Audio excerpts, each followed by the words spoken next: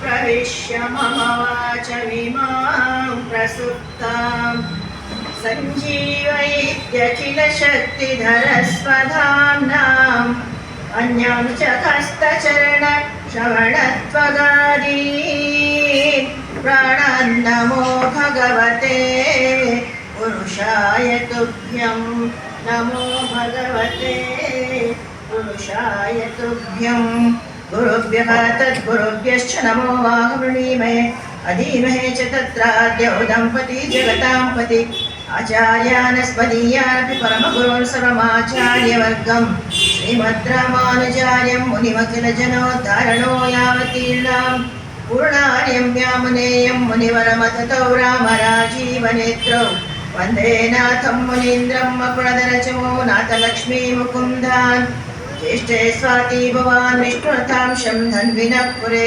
प्रपद्ये श्वशुरं विष्णोः चित्तं पुरशिखम्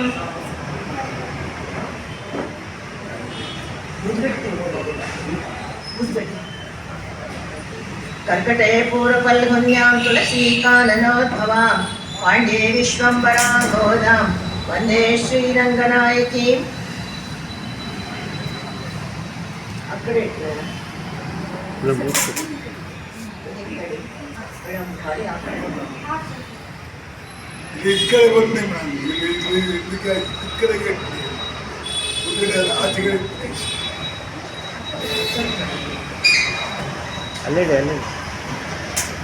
ಧನುರ್ಮಾಸ ಆರಂಭವಾಗಿ ಆಗಲೇ 15 ದಿವಸ ಕಳೆದಿದೆ. ಎಲ್ಲ ಕಡೆಯೂ ಸಾಮಾನ್ಯವಾಗಿ 1 ತಿಂಗಳು ಉಪನ್ಯಾಸವನ್ನು ಮಾಡೋದು ಅಭ್ಯಾಸ.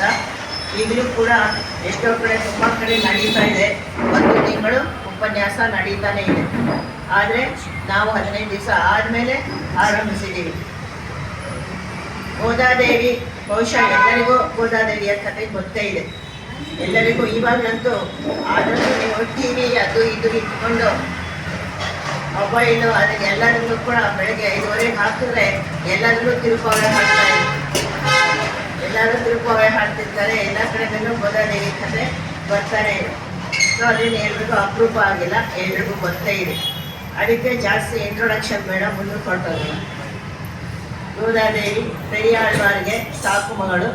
ಪೆರಿಯಾಳ್ವಾರ್ ಶ್ರೀವಿಲ್ಲಿಪುತ್ತೂರು, ಇಲ್ಲಿಂದ ಮಧುರೆಯಿಂದ ಶ್ರೀವಿಲ್ಲಿಪುತ್ತೂರು. ಇಲ್ಲಿಂದ ಮಧುರೆಗೆ 250 ಕಿಲೋಮೀಟರ್, ಅಲ್ಲಿಂದ ಶ್ರೀವಿಲ್ಲಿಪುತ್ತೂರಿಂದ ಅಲ್ಲಿಗೆ ಶ್ರೀವಿಲ್ಲಿಪುತ್ತೂರಿಗೆ 200 ಕಿಲೋಮೀಟರ್ ಮಧುರೆಯಿಂದ. 1 ದಿವಸದಲ್ಲಿ ಹೋಗಿ ಬರೋದು ಕಷ್ಟ ಆಗುತ್ತೆ, ಆದರೂ ಕೂಡ 2 ದಿವಸ ಆದರೆ ಹೋಗಿ ಬರ್ಬೋದು. ಆ ರೀತಿ ಶ್ರೀವಿಲ್ಲಿಪುತ್ತೂರು ಎನ್ನುವ ಜಾಗದಲ್ಲಿ ಆಕೆ ಶ್ರೀ ವೈಷ್ಣವರ ಗುರುಗಳಾದ ಪೆರಿಯಾಳ್ವಾರ್ ಅವರು ತುಳಸಿ ತೋಟ ಮಾಡಿಕೊಂಡು ದೇವರಿಗೆ ಹಾರ ಪುಷ್ಪಮಾಲಾದಿ ಕೈಂಕರ್ಯಗಳನ್ನು ಮಾಡ್ತಾ ಇದ್ದವರಿಗೆ ಒಂದು ದಿನ ಮಧ್ಯಾಹ್ನದ ವೇಳೆಯಲ್ಲಿ ತುಳಸಿ ಕಟ್ಟೆಯಲ್ಲಿ ಗೋದಾದೇವಿ ಅವತರಿಸಿತು.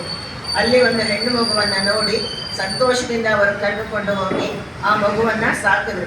ಆ ಮಗುವಿಗೆ ಕೋದೈ ಅಂದರೆ ತಮಿಳಿನಲ್ಲಿ ಸುಂದರವಾದ ಕೂದಲಿರೋವಳು ಅಂತ ಹೇಳಿ. ಸೊ ಅವಳಿಗೆ ಸುಂದರವಾದ ಕೂದಲಿತ್ತು ಅಂತೇಳಿ ಅದಕ್ಕೆ ಕೋದೈ, ಅದು ಸಂಸ್ಕೃತದ ಹೆಸರಾಗಿ ಗೋದಾ ಅಂತ ನಿಂತೋಯ್ತು. ನಮಗೆ ಇಲ್ಲೆಲ್ಲ ಗೋದಾ ಅಂತ ಆಯಿತು, ಅವರೆಲ್ಲ ಇನ್ನೂ ಕೋದೈ ಅಂತಲೇ ಇರ್ತಾರೆ, ಕೋದೈ ಅಂತ ಹೆಸರು ಇಡ್ತಾರೆ ಮಕ್ಕಳಿಗೆ. ಹಾಗೆ ಆ ರೀತಿ ಕೋದೈ ಪೆರಿಯಾಳ್ವಾರ ಸಾಕು ಮಗಳಾಗಿ ಅವರ ಬಳಿಯಲ್ಲಿ ಇದ್ದು, ಹಾಗೆ ಅವರು ಚಿಕ್ಕ ವಯಸ್ಸಿನಿಂದಲೇ ಮಗುವಿಗೆ ರಾಮಾಯಣ ಮಹಾಭಾರತ ಭಾಗವತ ಕಥೆಗಳನ್ನ ಹೇಳಿ ಅವಳಿಗೆ ಚಿಕ್ಕ ವಯಸ್ಸಿನಿಂದಲೇ ಕೂಡ ಭಗವಂತನಲ್ಲಿ ಶ್ರೀಕೃಷ್ಣನಲ್ಲಿ ಅತಿಯಾದ ಪ್ರೀತಿ ಭಕ್ತಿ ಎಲ್ಲ ಹುಟ್ಟುಬಿಡ್ತು. ಮೀರಾಬಾಯಿ ಎಲ್ಲ ಹೇಳ್ತಿರಲ್ಲ, ನಾವಂತ ಮೀರಾಬಾಯಿ ಹಾಗೆ ಸೌತಲ್ಲಿ ಗೋದಾದೇವಿ ತಮಿಳುನಾಡಿನಲ್ಲಿ ಹುಟ್ಟಿದವಳು. ಸೊ ತಮಿಳುನಾಡಿನಲ್ಲಿ ಇದ್ದಿದ್ದರಿಂದ ಅವಳಿಗೆ ಅಲ್ಲಿ ಆ ರೀತಿ ಅಲ್ಲಿಯ ಒಂದು ಅಭ್ಯಾಸಗಳು ಪ್ರಾಕ್ಟೀಸ್ಗಳೆಲ್ಲ ಅಲ್ಲಿ ಥರನೇ ಬಂದಿತ್ತು. ಹಾಗೆಯೇ ಆಕೆಯ 5ನೇ 6ನೇ ವರ್ಷ ಬಂದಾಗಲೇ ಅವಳು ಎಲ್ಲ ಅದೇನೋದೇನೆ ಒಂದೇ ಒಂದು ಸರಿ ಹೇಳಿದ್ರೆ ಸಾಕು, ಅವಳಿಗೆ ಎಲ್ಲ ಬಾಯಿಗೆ ಬರ್ತಾ ಇದ್ದದ್ದು. ಅಷ್ಟು ಮಹಾ ಬುದ್ಧಿವಂತೆ, ವಿದ್ಯಾವಂತೆ. ಆ ಏಜಿನಲ್ಲೇ ಅವಳು ಎಲ್ಲದನ್ನು ಕಲ್ತ್ಕೊಂಡ್ಬಿಟ್ಟಿದ್ಲು, ತುಂಬ ಕಲ್ತ್ಬಿಟ್ಟಿದ್ಲು. ಹಾಗೆ ಆ ಭಗವಂತನಿಗಾಗಿ ಪೆರಿಯಾಳ್ವಾರು ಹಾರವನ್ನು ಮಾಲೆಗಳನ್ನ ಕಟ್ಟಿ ಇಡ್ತಾ ಇದ್ರು. ಅವಳಿಗೆ ಎಷ್ಟು ಭಕ್ತಿ ಬಂದೋಯ್ತು ದೇವ್ರ ಮೇಲೆ ಅಂದರೆ, ಈ ಹಾರ ನನಗೆ ಚೆನ್ನಾಗಿ ಕಾಣಿಸಿದ್ರೆ ಭಗವಂತನಿಗೂ ಚೆನ್ನಾಗಿ ಕಾಣಿಸುತ್ತೆ ಅಂತ ಹೇಳ್ಬಿಟ್ಟು ಅವಳು ಕಟ್ಟಿ ಎಲ್ಲ ಬುಟ್ಟಿನಲ್ಲಿ ಬಿಟ್ಟು ಸ್ನಾನಾದಿಗಳನ್ನ ಮಾಡ್ಕೊಂಬರಕ್ಕೆ ಹೋದರೆ ಇವಳೇನು ಮಾಡೋಳು, ಆ ಹಾರಗಳನ್ನೆಲ್ಲ ಹಾಕ್ಕೊಂಬಿಟ್ಟು ಭಗವಂತನ ಹತ್ರ ಹೋಗಿ ನಿಂತ್ಕೊಂಡ್ಬಿಟ್ಟು ಅಲ್ಲೇ ಅವಾಗೆಲ್ಲ ಕನ್ನಡಿ ಎಲ್ಲ ಇರ್ತಿರ್ಲಿಲ್ಲ, ಎಣ್ಣೆ ಬಾವಿನಲ್ಲಿ ಮುಖ ನೋಡ್ಕೊಳ್ತಾ ಇದ್ರು. ಶ್ರೀವಿಲ್ಲಿಪುತ್ತೂರಿನಲ್ಲಿ ಇನ್ನೂ ಆಕೆ ನೋಡಿಕೊಳ್ಳುತ್ತಿದ್ದಂತಹ ಎಣ್ಣೆ ಬಾವಿ ಈಗಲೂ ಇದೆ, ಎಣ್ಣೆ ಇಲ್ಲ ಅಷ್ಟೆ, ಖಾಲಿ ಬಾವಿ ನೆಲ ನೋಡ್ಬೋದು, ಕಾಣಿಸುತ್ತೆ. ಹಾಗೆ ಪ್ರಿಸರ್ವ್ ಮಾಡಿದ್ದಾರೆ ಶ್ರೀವಿಲ್ಲಿಪುತ್ತೂರಿನಲ್ಲಿ. ಅವಳು ಸಿಕ್ಕಿದ ಜಾಗದಲ್ಲೇ ಅದಿದೆ, ಅದೇ ದೇವಸ್ಥಾನದಲ್ಲಿ ಇದೆ. ಅಲ್ಲಿ ನೋಡ್ಕೊಂಡ್ಬಿಟ್ಟು ಓಹೋ ನಂಗೆ ಚೆನ್ನಾಗಿ ಕಾಣಿಸುತ್ತಿದ್ದು, ಹಾಗಾದ್ರೆ ಭಗವಂತನಿಗೂ ಚೆನ್ನಾಗಿ ಕಾಣಿಸುತ್ತೆ ಅಂತ ತಗೊಂಡೋಗಿ ಭಗವಂತನ ಹತ್ರ ಹೋಗಿ ಒಂದು ದಿವಸ ಸರಿ ನಮಸ್ಕಾರ ಮಾಡಿಬಿಟ್ಟು ಬಂದ್ಬಿಟ್ಟು ವಾಪಸ್ಸೆಲ್ಲ ತೆಗೆದು ಅದೇ ಬುಟ್ಟಿಲಿ ಇಟ್ಬಿಟ್ಟು ಗಂಭೀರವಾಗಿ ತಂದೆ ಗೊತ್ತೇ ಆಗ್ತಾ ಇರಲಿಲ್ಲ.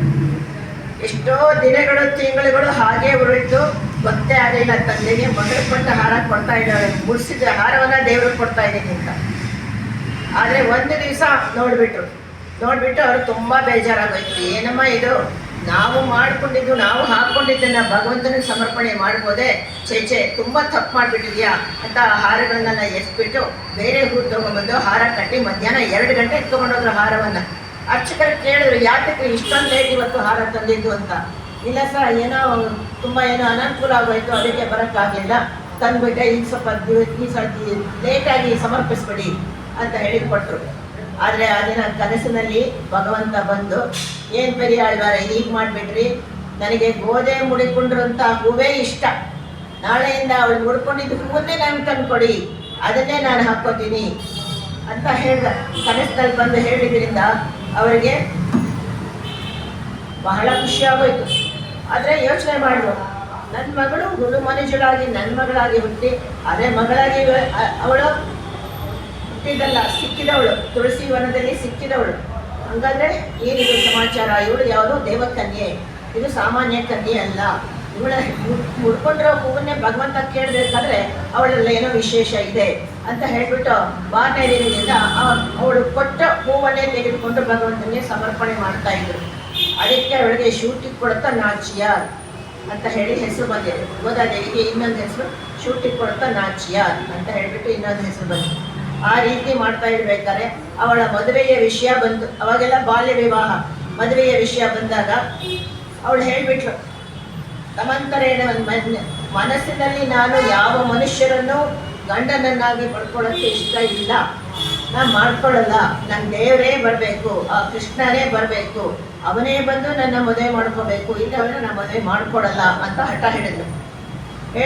ಏನಮ್ಮ ಹೀಗೆಲ್ಲ ಹೇಳ್ತೀಯ, ನಾವು ಯಾರು, ನಾನು ಉಂಚ ವೃತ್ತಿಯವನು, ಭಿಕ್ಷೆ ಬೇಡ್ಕೊಂಡು ಅರ್ಚಕ ವೃತ್ತಿ, ಅದು ಬಿಟ್ಟರೆ ಅಪ್ಪ ಗಾರ್ಡನರು, ದೇವರಿಗೆ ಹೂವನ್ನ ಬೆಳೆದು ಅದನ್ನ ಕಟ್ಟಿ ದೇವರಿಗೆ ಸಮರ್ಪಣೆ ಮಾಡ್ತಾರಂತ ಪೂರ ದರಿದ್ರ ಬಡವ. ಇಂಥ ತಿರುಕನಿಗೆಯಲ್ಲಿ 14 ಬ್ರಹ್ಮಾಂಡಗಳಿಗೆ ಒಡೆಯನಾದ ಆ ಕೃಷ್ಣ ಇಲ್ಲಿ, ಅವನನ್ನ ಆಸೆ ಪಡ್ತೀಯಲ್ಲ ನೀನು, ಹೇಗೆ ಸಾಧ್ಯ ಇದು? ಅದಕ್ಕೆ ಅವನು ಹೇಳ್ತಾಳೆ, ನೀ ಏನು ಯೋಚನೆ ಮಾಡಬೇಡಿಪ್ಪ, ನಾನೇ ಭಗವಂತನನ್ನ ನನ್ನ ಹತ್ರ ಕರೆಸ್ಕೋತೀನಿ, ಏನು ಯೋಚನೆ ಮಾಡಬೇಡ, ಅವನಾಗೆ ನನ್ನ ಹತ್ರ ಬರೋ ಹಾಗೆ ನಾ ಮಾಡ್ಕೋತೀನಿ, ನೀವು ಬಿಟ್ಬಿಡು, ನೀ ಆ ಯೋಚನೆನೇ ಬಿಟ್ಬಿಡು, ನನ್ನನ್ನು ಯಾರಿಗೂ ಮದುವೆ ಮಾಡಬೇಕು ಅಂತ ಯೋಚನೆನೇ ಮಾಡಬೇಡ ಅಂತ ಹೇಳಿ ಅವಳು ಆ ಥರ ಹೇಳಿದ್ಮೇಲೆ ಅವನಿಗೆ ಏನಪ್ಪ ಈ ಹುಡುಗಿ ಏನು ಇಷ್ಟೊಂದು ಹೇಳುತ್ತಲ್ಲ, ಸರಿ ಇವಳ ಮನಸ್ಸಿನಲ್ಲಿ ಯಾರಿದ್ದಾರೆ ನೋಡೋಣ ಅಂದ್ಬಿಟ್ಟು ಎಲ್ಲ ದಿವ್ಯ ದೇಶಗಳ ಫೋಟೋಗಳನ್ನು ತರಿಸಿಕೊಂಡು ನೋಡಿದಾಗ ಶ್ರೀರಂಗನಾಥ ರಂಗನಾಥನನ್ನ ನೋಡಿ ಸುಮ್ಮನೆ ನಿಂತ್ಕೊಂಡರು.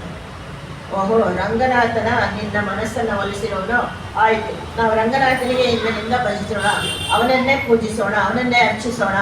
ಶ್ರೀರಂಗದ ರಂಗನಾಥನನ್ನ ನೀವು ಒಲಿಸ್ಕೊಂಡಿದ್ಯಾ, ಆಯಿತು, ಅವನಾಗೆ ಒಲಿದು ನಿನ್ನನ್ನು ಕರೆಯೋ ತನಕ ನಾವಿಲ್ಲೇ ಹಿಂಗೆ ಮಾಡ್ತಾ ಇರೋಣ ಅಂತ ಸಮಾಧಾನ ಮಾಡಿ ಇಬ್ಬರು ಕೂಡ ಮಾಡಿಕೊಂಡ್ರು.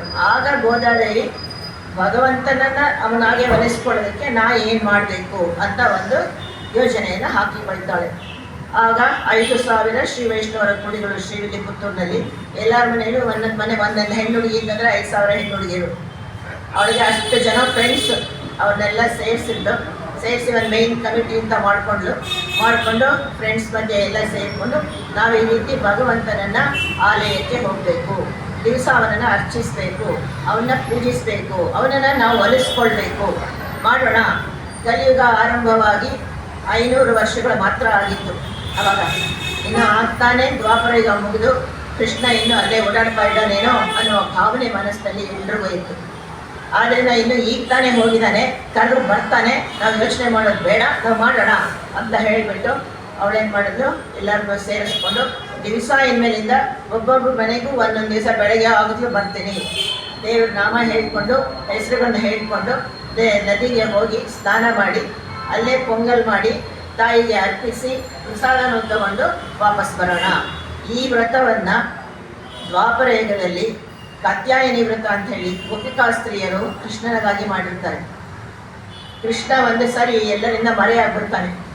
ಎಲ್ಲರೂ ಅವನಿಗೆ ತುಂಬ ಅತಿ ಪರಿಚಯ ಆದ ವೈದ್ಯ ಸಂತತ ಗಮನ ತನಾದರೂ ಭವತಿ ಅಂತ ಹೇಳ್ತಾರೆ. ದಿವಸ ನೋಡ್ತಾನೆ ನೋಡ್ತಾರೆ, ಅಂಥವ್ರ ಮಧ್ಯೆ ಬೇಗ ರೆಸ್ಪೆಕ್ಟ್ ಹೊಟ್ಟೋಗ್ಬಿಡುತ್ತೆ, ತುಂಬ ಸದರ ಬೆಳೆದ್ಬಿಡುತ್ತೆ. ಹಾಗೆ ಕೃಷ್ಣ ಎಲ್ರಿಗೂ ಬಾರು ಹೋಗೋಣ ಥರ ಸದರ ಆಗೋಯ್ತು. ಇಲ್ಲಿ ಇವ್ರಿಗೆಲ್ಲ ಪಾಠ ಕಲಿಸ್ತೀನಿ ಅಂದ್ಬಿಟ್ಟು ಇದ್ರಾಗೆ ಮರೆ ಆಗ್ಬಿಟ್ಟ ಕೃಷ್ಣ ಒಂದ್ಸರಿ. ಅವಾಗ ಎಲ್ರಿಗೂ ತುಂಬ ಬೇಜಾರಾಯಿತು, ಅಳ್ತಾ ಕೂತ್ಕೊಂಡ್ರು. ಆಮೇಲೆ ಕಾತ್ಯಾಯನಿಗೆ ಪಾರ್ವತಿಗೆ ಬೇಡ್ಕೊಂಡಾಗ ಅವ್ರು ಹೇಳ್ತಾರೆ, ಬರ್ತಾನೆ ನೀನು ನನಗೆ ಪೂಜಿಸಿ ಅಂತ. ಅವಾಗ ಕಾತ್ಯಾಯನಿ ನಮ ಪಾರ್ವತಿ ನಮ ಪಾರ್ವತಿ ಪೂಜೆ ಮಾಡ್ತಾರೆ. ಎಲ್ಲರೂ ಗೋಪಿಕಾಸ್ತ್ರೀಯರೆಲ್ಲ ಕಾತ್ಯಾಯನಿ ವ್ರತವನ್ನು ಮಾಡ್ತಾರೆ.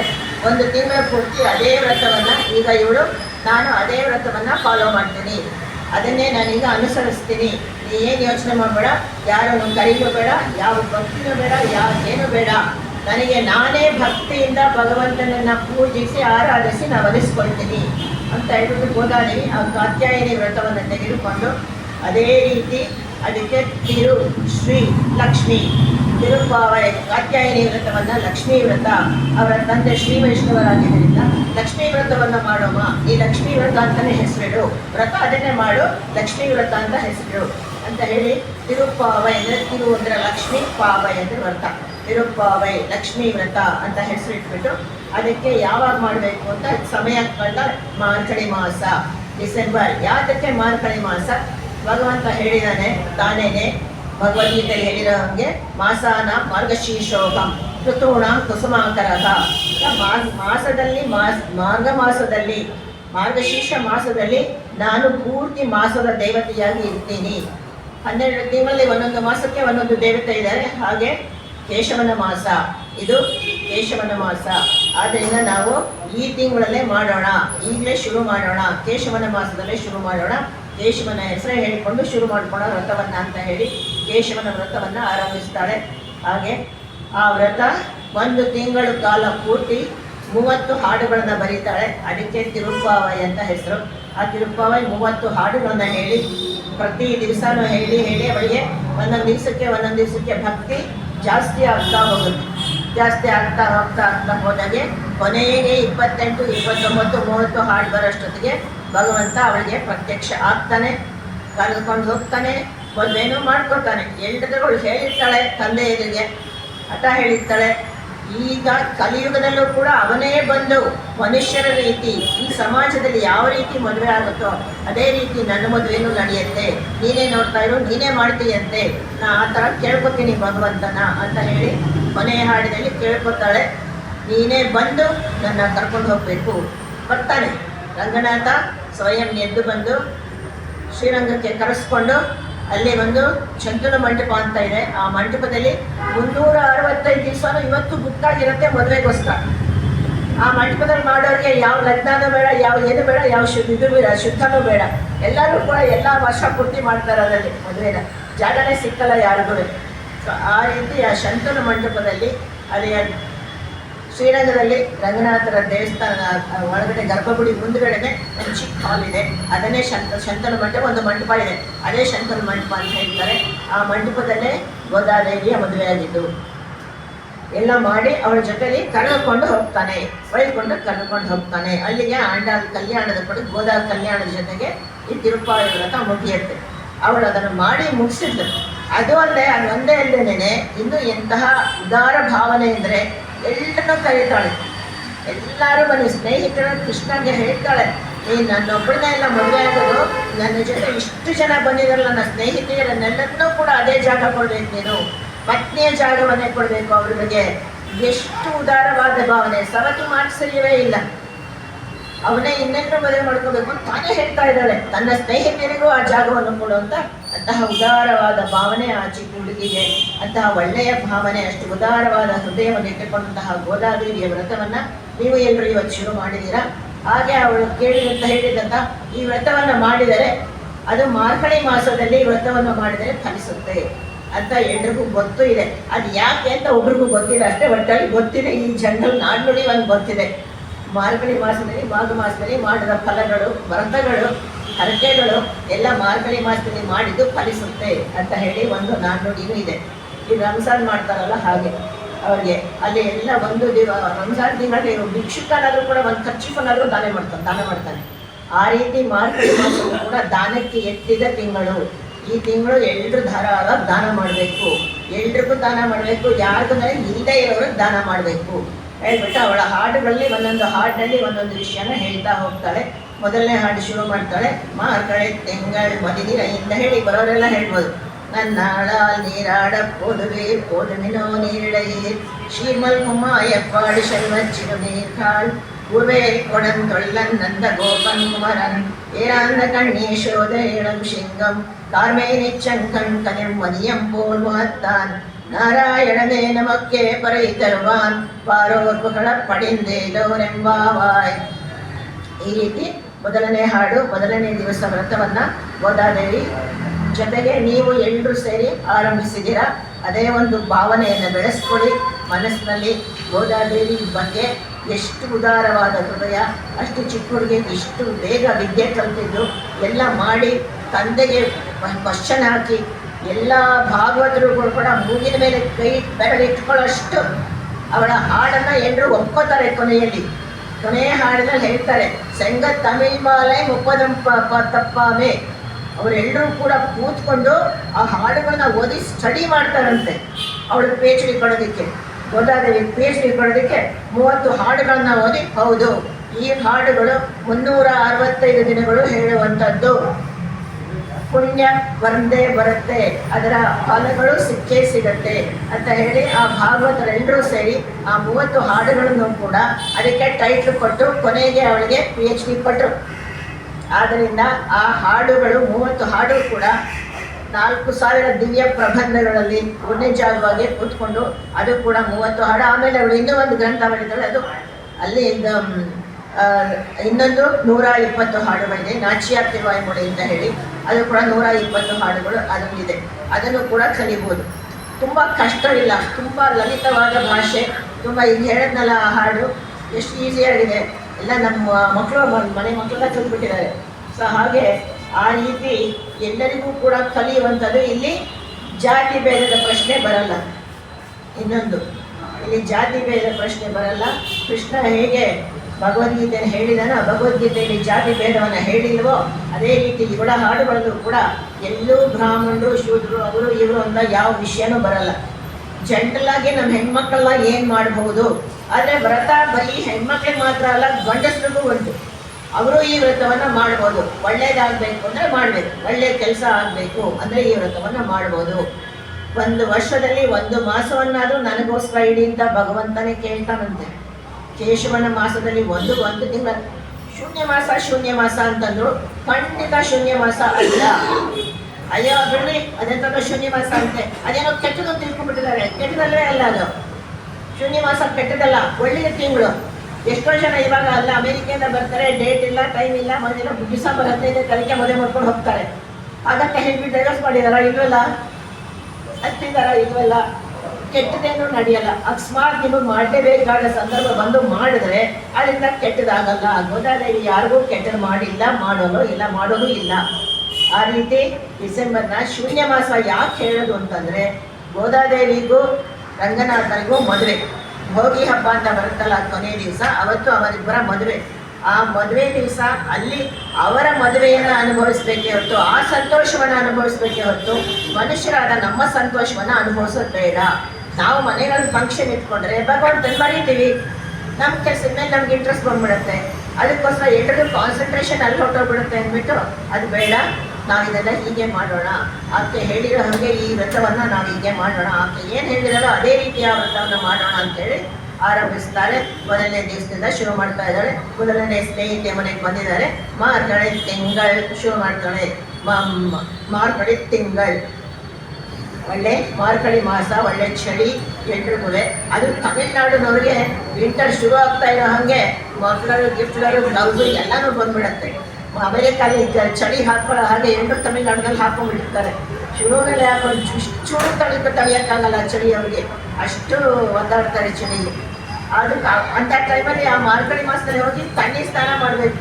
ನದಿನಲ್ಲಿ ಸ್ನಾನ ಮಾಡ್ಕೊಂಬಂದು ಅಲ್ಲಿಂದ ಅಲ್ಲೇ ಕೂತ್ಕೊಂಡು, ನದಿ ಹತ್ರನೇ ಕೂತ್ಕೊಂಡು ಮರಳಿನಲ್ಲಿ ಆ ಕಾತ್ಯಾಯಿನಿ ಮೂರ್ತಿಯನ್ನು ಮರಳಿನಲ್ಲಿ ಮಾಡಿ ಅಲ್ಲೇ ದೇವಿಗೆ ಸಮರ್ಪಣೆಯನ್ನು ಮಾಡಿ ಪೊಂಗಲನ್ನು ಸಮರ್ಪಣೆ ಮಾಡಿ ಅಲ್ಲಿಯೇ ಎಲ್ಲರೂ ಹಂಚಿಕೊಂಡು ತಿಂದುಬಿಟ್ಟು ಆಮೇಲೆ ಮನೆಗೆ ಬರ್ತಾಯಿದ್ರು. ಇದು ಆ ರೀತಿಯ ವ್ರತ ಅವರ ಚಿಕ್ಕ ಮಕ್ಕಳು ಮಾಡಿದ್ದು ಅಂತ ಹೇಳಿಬಿಟ್ಟು ತುಂಬ ಪಾಪ್ಯುಲರ್ ಆಯಿತು. ಈ ರೀತಿ ಉತ್ತಮವಾದ ಮಾಸ ಇದು, ಅಂದರೆ ಶ್ರೇಷ್ಠವಾದ ಮಾಸ ಕೇಶವನ ಮಾಸ. ಆದ್ದರಿಂದ ಈ ವರ್ಷದಲ್ಲಿ ಈ ತಿಂಗಳಲ್ಲಿ ಮಾಡಬೇಕು. ಅದು ಹೇಗೆ ಮಾಡಬೇಕು? ಬ್ರಾಹ್ಮಿ ಮುಹೂರ್ತೆ ಉತ್ಥಾಯ, ಅದು ಬೆಳಗ್ಗಿನ ಜಾವನೆ ಎದ್ದು ಮೊದಲನೇ ಒಂದು ವಾರದಲ್ಲಿ 3:30ಗೆ ಎದ್ದು ಪೂಜೆ ಮಾಡಿ ಎಲ್ಲ ಮಾಡಿಬಿಟ್ಟು ಭಗವಂತನಿಗೆ ಮಂಗಲ ಸಮರ್ಪಣೆ ಮಾಡಿ ಅದನ್ನು ತಿನ್ಬಿಟ್ಟು ಆಮೇಲೆ ಹೋಗಿ ಮಲ್ಕೊಳ್ಳಿ. ಯಾಕಂದ್ರೆ 3:30ಗೆ ಎದ್ಬಿಟ್ಟಿರ್ತೀರ ಅಂತ. ದೇವಸ್ಥಾನ ಪೂಜಾರಿಗಳೆಲ್ಲ ಮಾಡೋದೇ ಹಾಗೆ, 3:30ಗೆ ಬರ್ತಾರೆ, 3 ಗಂಟೆಗೆ ಬರ್ತಾರೆ, ರಾತ್ರಿ ಮಾಡ್ಕೋತಾರೆ ಏನೋ ಗೊತ್ತಿಲ್ಲ, ಒಟ್ಟಲ್ಲಿ 3 ಗಂಟೆಗೆ ಬಂದ್ಬಿಟ್ಟು ದೇವಸ್ಥಾನದಲ್ಲಿ ಎಲ್ಲ ಮಾಡಿಬಿಟ್ಟು ಆಮೇಲೆ ಹೋಗಿ 10 ಗಂಟೆ ತನಕ ಮಲ್ಕೊಂಡ್ಬಿಡ್ತಾರೆ. ಇದು ಅಭ್ಯಾಸ ಮಾಡ್ಕೊಂಡ್ಬಿಟ್ಟಿದ್ದಾರೆ ದೇವಸ್ಥಾನ ಪೂಜಾರಿಗಳೆಲ್ಲರೂ, ಇದನ್ನು ಅಭ್ಯಾಸ ಮಾಡ್ಕೊಂಡ್ಬಿಟ್ಟಿದ್ದಾರೆ. ಹೋಗಿ ಮನೆಗೆ ಹೋಗಿ ಮಲ್ಕೊಳ್ಳಿ ಆಮೇಲೆ ಅಂತ ಹೇಳ್ತಾರೆ. ಆ ರೀತಿಯೆಲ್ಲ ಬೇಡ. ನಮ್ಮ ಭಗವಂತನಿಗೆ ಹೇಗೆ ವ್ರತವನ್ನು ಮಾಡ್ತೀವೋ ಹಾಗೆ ಬ್ರಾಹ್ಮಿ ಮುಹೂರ್ತೆ ಉತ್ತಾಯ ಅರ್ಚಯೇತು ಜನಾರ್ದನ. ಆ ಬ್ರಾಹ್ಮಿ ಮುಹೂರ್ತದಲ್ಲಿ ಇನ್ನೂ ಒಂದು ಪ್ರತೀತಿ ಇದೆ ಅಂದರೆ, ಬ್ರಾಹ್ಮಿ ಮುಹೂರ್ತದಲ್ಲಿ ಮಾಡಿದಂತಹ ವ್ರತಗಳಿಗೆ ಫಲ ಉಂಟು. ಆ 3:30, 4:30 ಅಂಥ ಟೈಮಲ್ಲಿ ಮಾಡುವಂತಹ ಫಲಗಳಿಗೆ ವ್ರತಗಳಿಗೆ ಫಲ ಉಂಟು ಅಂತ ಈಗಲೂ ಹೇಳ್ತಾರೆ.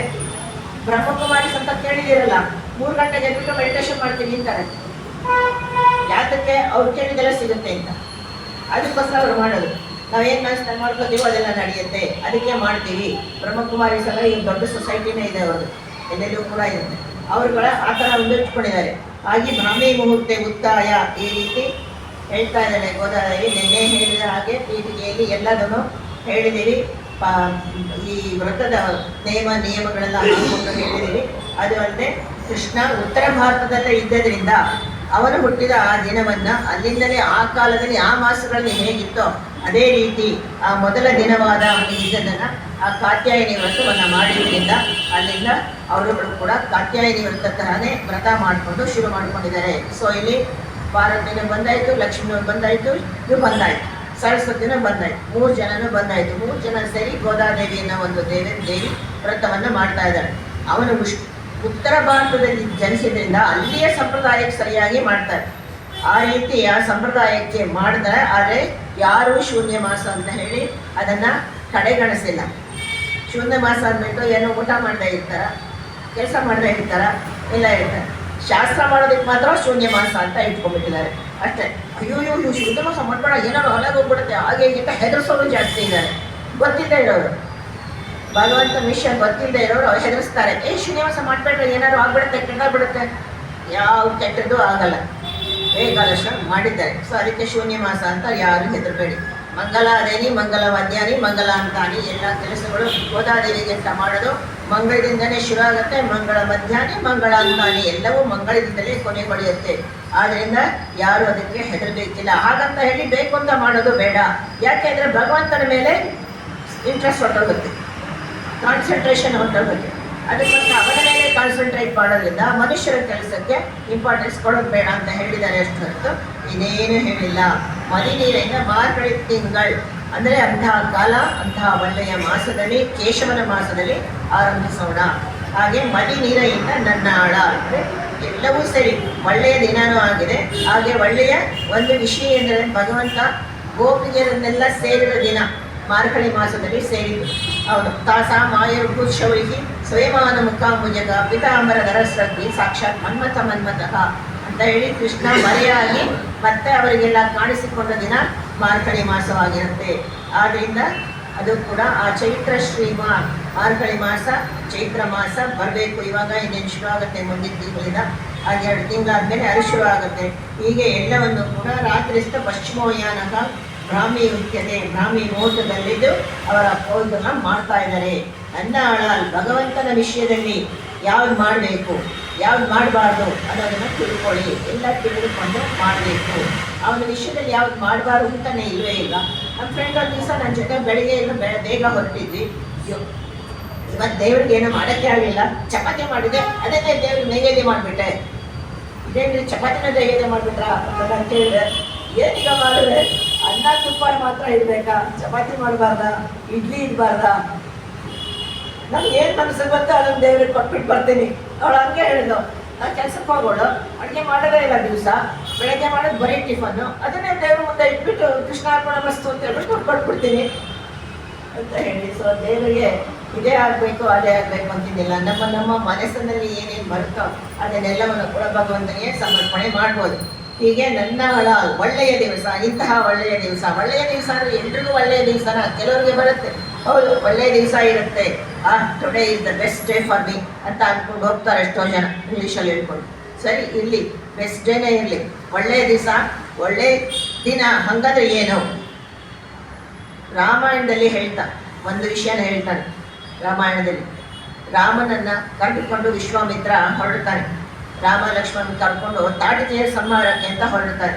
ಹೋಗ್ಬಿಟ್ಟು ಸಾಯಂಕಾಲ ಆದರೂ ಸರಿಯೂ ನದಿ ತೀರಕ್ಕೆ ನಡ್ಕೊಂಡ್ಬಂದಿರ್ತಾರೆ, ನಡಿಬೇಕಲ್ಲ, ನಡೀತಿರ್ತಾರೆ. ಸರಿಯೂ ನದಿ ತೀರಕ್ಕೆ ನಡ್ಕೊಂಡ್ಬಂದಿರ್ತಾರೆ. ಸರಿ ಇವತ್ತು ಇಲ್ಲೇ ಇದ್ಬಿಟ್ಟು ಈ ನದಿ ತೀರದಲ್ಲೇ ಕಾಲ ಕಳೆದು ನಾಳೆ ಮುಂದಕ್ಕೆ ಹೋಗೋಣ ಅಂತ ಹೇಳ್ಬಿಟ್ಟು ಸರಿಯೂ ನದಿ ತೀರದಲ್ಲಿ ಕೂತ್ಕೋತಾರೆ. ಅಲ್ಲಿ ರಾತ್ರಿ ಎಲ್ಲ ಸ್ಪೆಂಡ್ ಮಾಡಬೇಕು, ಮಲಗ್ಕೋತಾರೆ. ಆಯಿತು, ಬೆಳಗ್ಗೆ ಎದ್ದು ನೋಡಿದ್ರೆ ವಿಶ್ವಾಮಿತ್ರ ಬಂದು ನೋಡ್ತಾನೆ, ಇಲ್ಲಿ ರಾಮ ಲಕ್ಷ್ಮಣ ಇಬ್ಬರು ಕಾಣಿಸಲ್ವಲ್ಲ, ಇಲ್ಲೊಟ್ಟೋಗ್ಬಿಟ್ವಿ ಇಬ್ಬರುವೆ ಅಂತ ನೋಡಿದ್ರೆ ಅವ್ರು ಎಂಥ ಸುಂದರವಾದ ದೃಶ್ಯವನ್ನು ನೋಡ್ತಾ ಇದ್ದಾನೆ ಅಂತಂದರೆ, ಆದಿಶೇಷನಾಗಿ ಲಕ್ಷ್ಮಣ, ಅದರ ಮೇಲೆ ನಾರಾಯಣನಾಗಿ ಶ್ರೀರಾಮ ಮಲಗಿರ್ತಾರೆ. ಆ ದೃಶ್ಯವನ್ನು ತೋರಿಸ್ತಾ ಇದ್ದಾನೆ. ಅವಾಗ ಹೇಳೋದು ಯಾವುದು? ಕೌಸಲ್ಯ ಸುಪ್ರಜಾ ರಾಮ ಪೂರ್ವ ಸಂಧ್ಯಾ ಪ್ರವರ್ತತೆ ಉತ್ತಿಷ್ಠ ನರಶಾರ್ದೂಲ ಕರ್ತವ್ಯಂ ದೈವಮಾನ್ಯಕಂ. ಅವರಿಬ್ಬರು ಮಲಗಿರೋದನ್ನು ನೋಡ್ದ. ಅವಾಗ ಅವ್ರಿಗೆ ಜ್ಞಾನೋದಯ ಆಗ್ತಾ ಇದೆ. ಶ್ರೀರಾಮ ಅನ್ನೋನು ಹುಟ್ಟಿರೋನು, ದಶರಥನಿಗೆ ಹುಟ್ಟಿರೋನು ಮಾನವನಲ್ಲ, ಶ್ರೀ ವಿಷ್ಣುವೇ ಬಂದಿರೋದು. ಅದು ಅವನು ಆದಿಶೇಷನ ಮೇಲೆ ಮಲಗಿದಾನೆ. ಎಂಥ ಸುಂದರವಾದ ದೃಶ್ಯ, ಯಾರಿಗೂ ಸಿಕ್ಕಲ್ಲ ಅದು. ಅದಕ್ಕೆ ನಾನು ಹೇಳ್ತಾರೆ, ಇದು ನನ್ನ ಆಳ. 4,000 ವರ್ಷ ತಪಸ್ ಮಾಡಿ 4 ದಿಕ್ಕುಗಳಲ್ಲಿ ಓಡಾಡಿದೆ, ಯಾವತ್ತೂ ಇಂಥ ಸುಂದರವಾದ ಒಂದು ದೃಶ್ಯವನ್ನು ನೋಡಲಿಲ್ಲ. ಇದೇ ನನಗೆ ನನ್ನ ಆಳ, ನನಗೆ ಒಳ್ಳೆಯ ದಿವಸ ಇದು, ಇದಕ್ಕಿಂತ ಇದು ಒಳ್ಳೆಯ ದಿವಸ ನಾವು ಹುಡ್ಕೋದೇ ಬೇಡ ಅಂತ ಹೇಳ್ಬಿಟ್ಟು ಕೌಸಲ್ಯ ಪ್ರಜಾರಾಮ ಹೇಳ್ತಾನೆ. ಇದನ್ನು ವಿಶ್ವಾಮಿತ್ರ ಮಾಡಿರೋ ಪದ್ಯ ಅಂತ ಯಾರಿಗೂ ಗೊತ್ತಿಲ್ಲ, ಹೇಳೋರೆಲ್ಲರೂ ಹೇಳ್ತಾನೆ. ವಿಷಯ ಯಾರಿಗೂ ಗೊತ್ತಿರಲ್ಲ. ಇದು ರಾಮಾಯಣದಲ್ಲಿ ಬರೋ ವಿಶ್ವಾಮಿತ್ರ ಹೇಳೋದು ರಾಮನಿಗೆ ಮೊದಲನೇ ಶ್ಲೋಕ ಹೇಳ್ತಾನೆ. ಆ ಕೌಸಲ್ಯ ಎಂಥ ಪುಣ್ಯವಂತೆ. ನಾನು 4,000 ವರ್ಷ ತಪಸ್ ಮಾಡಿದೆ, ಏನಿಂದ ಫ್ಯೂ ಇಯರ್ಸ್. ಅದು ಅಲ್ಲದೆ ಆ ಮಗುವನ್ನು ತೊಡೆ ಮೇಲೆ ಇಟ್ಕೊಂಡು ಲಾಲಿಸಿ ಪಾಲಿಸಿ ಮುದ್ದಿಸಿ ಅದು ಊಟ ಮಾಡಿಸಿ ಸ್ನಾನ ಮಾಡಿಸಿ ಅಬ್ಬಬ್ಬಬ್ಬ ಅವಳಿಂದ ಎಷ್ಟು ವರ್ಷ ತಪಸ್ ಮಾಡಿರ್ಬೋದು ಕೌಸಲ್ಯ. ನಾನು ಒಂದು ದಿವಸನಾದರೂ ಕೌಸಲ್ಯ ಆಗಿದ್ರೆ ಚೆನ್ನಾಗಿತ್ತಲ್ಲ ಅಂತ ವಿಶ್ವಾಮಿತ್ರರು ತಮ್ಮ ಮನಸ್ಸಲ್ಲೇ ಹೇಳ್ಕೊತಾ ಇದ್ದಾರೆ. ಒಂದು ದಿವಸನಾದರೂ ನನ್ನ ಕೌಸಲ್ಯ ಆಗಿದ್ರೆ ಚೆನ್ನಾಗಿತ್ತು. ನಾನು 4,000 ವರ್ಷ ತಪಸ್ ಮಾಡಿದ್ರು ಕೂಡ ನನಗೆ ಇಷ್ಟೊಂದು ಸುಖ ಸಿಕ್ಕಿರಲಿಲ್ಲ. ಈ ಆನಂದನ ಒಂದು ದಿವಸ ಅನುಭವಿಸ್ತಾ ಇದ್ದೀನಿ, ಅವಳು ದಿವಸ ಅನುಭವಿಸ್ತಾ ಇದ್ದಾಳೆ ಈ ಆನಂದವನ್ನು. ಈ ಮಗುವನ್ನು ಎತ್ಕೊಂಡು ಆಡಿಸ್ಕೊಂಡು ಮಾಡಿಕೊಂಡು ಒಂದು ಪೂರ್ತಿ ಅನುಭವಿಸ್ತಾ ಇದ್ದಾಳಲ್ಲ, ಇನ್ನೆಷ್ಟು ಪುಣ್ಯ ಮಾಡಿರಬೇಕು, ಇನ್ನೆಷ್ಟು ವರ್ಷ ತಪಸ್ ಮಾಡಿರ್ಬೇಕು ಅವಳು ಅಂತ ಯೋಚನೆ ಮಾಡ್ತಾ ಇದ್ರು ಅವರು. ಈ ರೀತಿ ಭಗವಂತನಿಗೆ ನನ್ನ ಆಳಾಲ್, ಇನ್ನೊಂದು ಕಡೆ ನನ್ನ ಆಳಾಲ್ ರಾಮಾಯಣದಲ್ಲಿ ನೋಡ್ಬೋದು. ಏಷ ಸರ್ವಸ್ವಭೂತಸ್ತು ಪರಿಷ್ವಂಗೋ ಹನುಮತಃ. ಹನುಮಂತ ಸೀತೆ ನೋಡ್ಕೊಂಡು ಬಂದ, ರಾಮ ದುಃಖ ಪಡ್ತಾನೆ. ಹನುಮಂತ, ಎಷ್ಟು ಒಳ್ಳೆ ನ್ಯೂಸ್ ನೀ ತೊಗೊಂಬಂದೆ, ನನಗೆ 10 ತಿಂಗಳಿಂದ ನಾವಿಬ್ಬರು ಎಲ್ಲಿದ್ವಿ ಅಂತಲೇ ಗೊತ್ತಿರಲಿಲ್ಲ. ಇವತ್ತಿನ ದಿವಸ ನನಗೆ ಮನಸ್ಸು ಹಗುರವಾಯಿತು. ಎಲ್ಲಿದ್ದಾಳೆ ಸೀತೆ, ಅವಳು ಹೇಗೆ ಕರ್ಕೊಂಡು ಬರಬೇಕು ಅಂತ ಹೇಳಿ ಒಂದು ಪ್ಲ್ಯಾನ್ ಮಾಡ್ಬೋದು. ನಿನಗಾಗಿ ಕೊಡೋದಕ್ಕೆ ನನ್ನ ಹತ್ರ ಏನೂ ಇಲ್ವಲ್ಲ ಹನುಮಂತ. ರಾಜ್ಯವನ್ನು ಬಿಟ್ಟಿದೆ, ರಾಜ್ಯ ಹೋಗಿದೆ, ಕೋಶ ಹೋಗಿದೆ, ಸೀತೆ ಮಸಾಯಿದೆ, ಯಾರೂ ಇಲ್ಲ, ಏನೂ ಇಲ್ಲ. ನನ್ನ ಹತ್ರ ಇರೋದು ಬರೀ ಒಂದು ತುಂಡು ಬಟ್ಟೆ, ಅದು ಅಲ್ಲದೆ ಇವು ಕಾಷಾಯ ವಸ್ತ್ರ ಬಿಟ್ಟರೆ ಇನ್ನೇನು ಇಲ್ವಲ್ಲ ಹನುಮಂತ, ನೀನು ಏನೋ ಕೊಡಲಿ. ಏಷ ಸರ್ವಸ್ವಭೂತಸ್ಥೋ ಪರಿಷ್ವಂಗೋ ಹನುಮತಃ. ಎಲ್ಲ ಭೂತಗಳಿಗೂ ತುಂಬ ಪ್ರಿಯವಾದದ್ದೇನಪ್ಪ? ಆಲಿಂಗನ. ಪರಿಷ್ವಂಗ ಆಲಿಂಗನ, ಭಗವಂತನ ಆಲಿಂಗನ ಎಲ್ಲರಿಗೂ ಬೇಕು. ಹನುಮಂತ ನಾ ಅದಕ್ಕೆ ಲಾಯಕ್ಕಿಲ್ಲ ಅಂತ ಹಿಂದೆ ಹೋಗ್ತಾ ಇದ್ರೆ, ರಾಮ ಮುಂದೆ ಬಂದು ಹನುಮಂತನನ್ನ 2 ಕೈಗಳಲ್ಲೂ ಗಟ್ಟಿಯಾಗಿ ಹಿಡ್ಕೋತಾನಂತೆ. ಅವಾಗ ಅವನ ಶರೀರ ಪುಲಕಿತವಾಗಿ ಹೋಗ್ಬಿಡುತ್ತೆ. ಹನುಮಂತನಿಗೆ ಮೈಯೆಲ್ಲ ಹೋಗುತ್ತೆ. ಅಂದ ಅಂತಹ ಪರಮಾತ್ಮನ ಶರೀರದ ಆಲಿಂಗನ. ಅದಕ್ಕೆ ಅವನು ಶರೀರದಲ್ಲಿ ನಾನು ಹೊಟ್ಟೋಗ್ತೀನಿ ಬಾ ಅಂತಂದ್ರೆ ನಾನು ಬರಲ್ಲ, ನಿನ್ನ ಶರೀರದ ಆಲಿಂಗನದ ಸುಖ ಈ ಶರೀರಕ್ಕೆ ಸಿಕ್ಕಿದೆ, ನಾ ಶರೀರವನ್ನು ಹಾಳು ಮಾಡ್ಕೊಡಲ್ಲ, ನನಗೆ ಕೊನೆ ತನಕ ಇನ್ನು ಬದುಕಿದಾನೆ ಹನುಮಂತ ಚಿರಂಜೀವಿ. ಅವನಿಗೆ ಮುಂದಿನ ಜನ್ಮ ಅಂತಂದರೆ ಮುಂದಿನ ಜನ್ಮದಲ್ಲಿ ಅವನು ಬ್ರಹ್ಮ, ಅವನಿಗೆ ಪೋಸ್ಟು ಬ್ರಹ್ಮನ್ ಪೋಸ್ಟು. ನೆಕ್ಸ್ಟ್ ಮನ್ವಂತರದಲ್ಲಿ ಹನುಮಂತ ಬ್ರಹ್ಮ ಆಗ್ತಾನೆ, ಈಗಿರೋ ಬ್ರಹ್ಮ ಆಗ್ಬಿಟ್ಟು ಹನುಮಂತ ಬ್ರಹ್ಮ ಆಗ್ತಾನೆ, ಅವನು ಪೋಸ್ಟು ಕೊಟ್ಬಿಟ್ಟಿದ್ದಾರೆ ಆಮೇಲೆ. ಸೊ ಈ ಥರ ಹನುಮಂತನಿಗೆ ಆ ಪೋಸ್ಟು ಕೊಟ್ಟಿದ್ದಾಯಿತು. ಅದ ತನ್ನನ್ನೇ ತಾನು ಕೊಟ್ಟುಬಿಟ್ಟ, ತನ್ನನ್ನೇ ತಾನು ಸಮರ್ಪಿಸ್ಬಿಟ್ಟಂತೆ ಹನುಮಂತನಿಗೆ. ಇನ್ಯಾರಿಗೂ ಕೊಟ್ಟಿಲ್ಲ ಪ್ರಪಂಚದಲ್ಲಿ, ಇನ್ಯಾರಿಗೂ ಇಲ್ಲ ಅಂತಹ ಒಂದು ಆಲಿಂಗನವನ್ನು. ಅದು ಏಷ ಸರ್ವಸ್ವಭೂತಸ್ತು ಪರಿಶ್ವಂಗೋ ಹನುಮತಕ ಮಯ ಪ್ರಾಪ್ಯ ಇಮಂ ಕಾಲಂ. ಅದು ಅಂದರೆ ನಾನು ಕೊಟ್ಟಿದ್ದು ನಿನಗೆ ಪೂರ್ತಿ ನೀನಿರೋ ತನಕ, ಅಂದರೆ ಈ ಮನ್ವಂತರ, ಈ ಪೂರ್ತಿ ಮನ್ವಂತರ ಇರೋ ತನಕ ನೀ ಇರ್ತೀಯ. ಈಗಲೂ ಕೂಡ ಕಿಂಪುರುಷ ವರ್ಷ ಅನ್ನೋ ಒಂದು ಜಾಗದಲ್ಲಿ ಹನುಮಂತ ಅಲ್ಲಿ ಕಿನ್ನರಿಯರು ವೀಣೆ ನುಡಿಸ್ಕೊಂಡು ರಾಮಾಯಣ ಹಾಡ್ತಾರಂತೆ, ಅದನ್ನು ಕೇಳ್ತಾ ಕೂತಿರ್ತಾನೆ. ಆಮೇಲೆ ಬೇಜಾರಾದಾಗ ಎದ್ದು ಬರ್ತಾನೆ ಭೂಮಿ ಸುತ್ತಕ್ಕೆ. ಯಾರ ಮನೆಯಲ್ಲಿ ರಾಮಾಯಣ ನಡೀತಾ ಇರುತ್ತೆ, ಯಾರ ಮನೆಯಲ್ಲಿ ರಾಮಾಯಣ ಪಾರಾಯಣ ನಡೀತಾ ಇರುತ್ತೆ, ಅಲ್ಲಿ ಬಂದು ಕೂತ್ಕೋತಾನಂತೆ. ಅಷ್ಟು ಹುಚ್ಚವನಿಗೆ ರಾಮಾಯಣ ಅಂದರೆ. ಸಾಮಾನ್ಯ ಮಾಧವರೆಲ್ಲರೂ ಕೂಡ ರಾಮಾಯಣ ಓದ್ಬೇಕಾದ್ರೆ ಮುಂದೆ ಒಂದು ಮಣೆ ಹಾಕಿ ಅಲ್ಲಿ ರಂಗೋಲಿ ಎಲ್ಲ ಹಾಕಿ ಮಧ್ಯದಲ್ಲಿ ಹನುಮಂತನ ಇಟ್ಬಿಟ್ಟು, ಪ್ರಾಣದೇವರು ಅವ್ರು ಸಿಕ್ಕಾಪಟ್ಟೆ ಜಾಸ್ತಿ ಪ್ರಾಣದೇವರು ಅಂತ ಅವ್ರನ್ನ ಇಟ್ಬಿಟ್ಟು ಅದ್ರ ಮುಂದೆ ಕೂತ್ಕೊಂಡು ಪಾರಾಯಣ ಮಾಡ್ತಾರೆ ಮಾಧವರೆಲ್ಲ. ಅಷ್ಟೊಂದು ಒಂದು ಅಭ್ಯಾಸವನ್ನು ಇಟ್ಕೊಂಡಿದ್ದಾರೆ. ಈ ರೀತಿ ನನ್ನ ಇಂತಹ ನಾನು ಒಳ್ಳೆಯ ದಿವಸ ನೀರಾಡಕ್ಕೆ ಹೋದಮೆ, ಇಲ್ಲಿ ಗೆಳತಿಯರೇ ಎಲ್ಲರೂ ಎದ್ದು ಬನ್ನಿ, ಎಲ್ಲರೂ ನದಿ ಸ್ಥಾನಕ್ಕೆ ಹೋಗೋಣ, ನೀರಾಡಕ್ಕೆ ಹೋದಮಿನೋ ನೀರಿಳೆಯೀರಂದ್ರೆ ಒಳ್ಳೊಳ್ಳೆಯ ಸುಂದರವಾದ ಆಭರಣಗಳನ್ನು ಧರಿಸುವಂತಹ ಸುಂದರ ಸ್ತ್ರೀಯರಿಗೆಲ್ಲ ಭಾಳ ಇಷ್ಟ ಅಂತೆ. ತುಂಬ ಒಡವೆ ಹಾಕ್ಕೊಂಡಿದ್ದೀರಾ ಅಂದರೆ ಏನೆಲ್ಲ ತೊಗೊಂಬಂದ್ರೆ ಇದೆಷ್ಟಿರೋ ಅಷ್ಟಿರೋ ಒಡವೆ ಎಲ್ಲ ವಿಚಾರಿಸಿದ್ರೆ, ನಿಮ್ಮ ಸೀರೆ ಎಷ್ಟು ಅಂತೆಲ್ಲ ವಿಚಾರಿಸಿದ್ರೆ ಅದು ಇವತ್ತಿಗೂ ಈ ಕಾಯಿಲೆ ಇದೆ ಅಂತ ಕಾಣಿಸುತ್ತೆ, ಗೊತ್ತಿಲ್ಲ. ಆ ರೀತಿ ನೀರುಳಗಿ ಹೊಗಳ್ತಾ ಇದ್ದಾರೆ ತನ್ನ ಸ್ನೇಹಿತೆಯರನ್ನೆಲ್ಲ. ಸೀತೆ ಅವಳೇ ಹೊಗಳ್ತಾ ಇದ್ದಾಳೆ ಗೋದಾವರಿ. ಎಲ್ಲ ಒಳ್ಳೆ ಸುಂದರವಾದ ಆಭರಣಗಳನ್ನ ಹಾಕೊಂಡಿರುವಂಥವು, ಸುಂದರವಾಗಿ ಡ್ರೆಸ್ ಮಾಡಿಕೊಂಡಿರುವಂತಹ ನನ್ನ ಸ್ನೇಹಿತೆಯರೇ ಬನ್ನಿ, ನೀರುಳಗಿ ಮುಂದಕ್ಕೆ ಹೋಗಿ ಮುಂದಿನ ಕೆಲಸ ನೋಡೋಣ. ಅದು ಅಲ್ಲದೆ ಸ್ಥಾನಕ್ಕೆ ಹೋಗಲೇಬೇಕು. ಯಾಜ್ಞವಲ್ಕ್ಯ ಸ್ಮೃತಿಯಲ್ಲಿ ಹೇಳ್ತಾರೆ, ಮನಃಪ್ರಸಾದ ಜನನಂ ರೂಪ ಸೌಭಾಗ್ಯವರ್ಧನಂ. ಸ್ನಾನ ಯಾಕೆ ದಿವಸ ಮಾಡಬೇಕು? ಕೆಲವೊಂದಿದೆ ನಿಮ್ಮದಲ್ಲ ವರ್ಷಕ್ಕೊಂದ್ಸಲಿ ಸ್ನಾನ ಮಾಡಬೇಕು ಅಂತ. ಅವರು ಬರೀ ಒಂದಷ್ಟು ಸೆಟ್ ಸುಟ್ಕೊಂಡು ಬಂದ್ಬಿಡ್ತಾರೆ, ಸಾಕಾಗುತ್ತೆ ಘಾಟ್ ವಾಸನೆ ನೋಡೋ ಅಷ್ಟೊತ್ತಿಗೆ. ಆದರೆ ನಮ್ಮಲ್ಲೆಲ್ಲ ಆಗಿಲ್ಲ. ಆಮೇಲೆ ಏನಿದ್ರು ಹೇಗಿದ್ರು ಎಂಥವಿದ್ರು ಸರಿ ಸ್ನಾನ ಆಗಲೇಬೇಕು ಡೈಲಿ.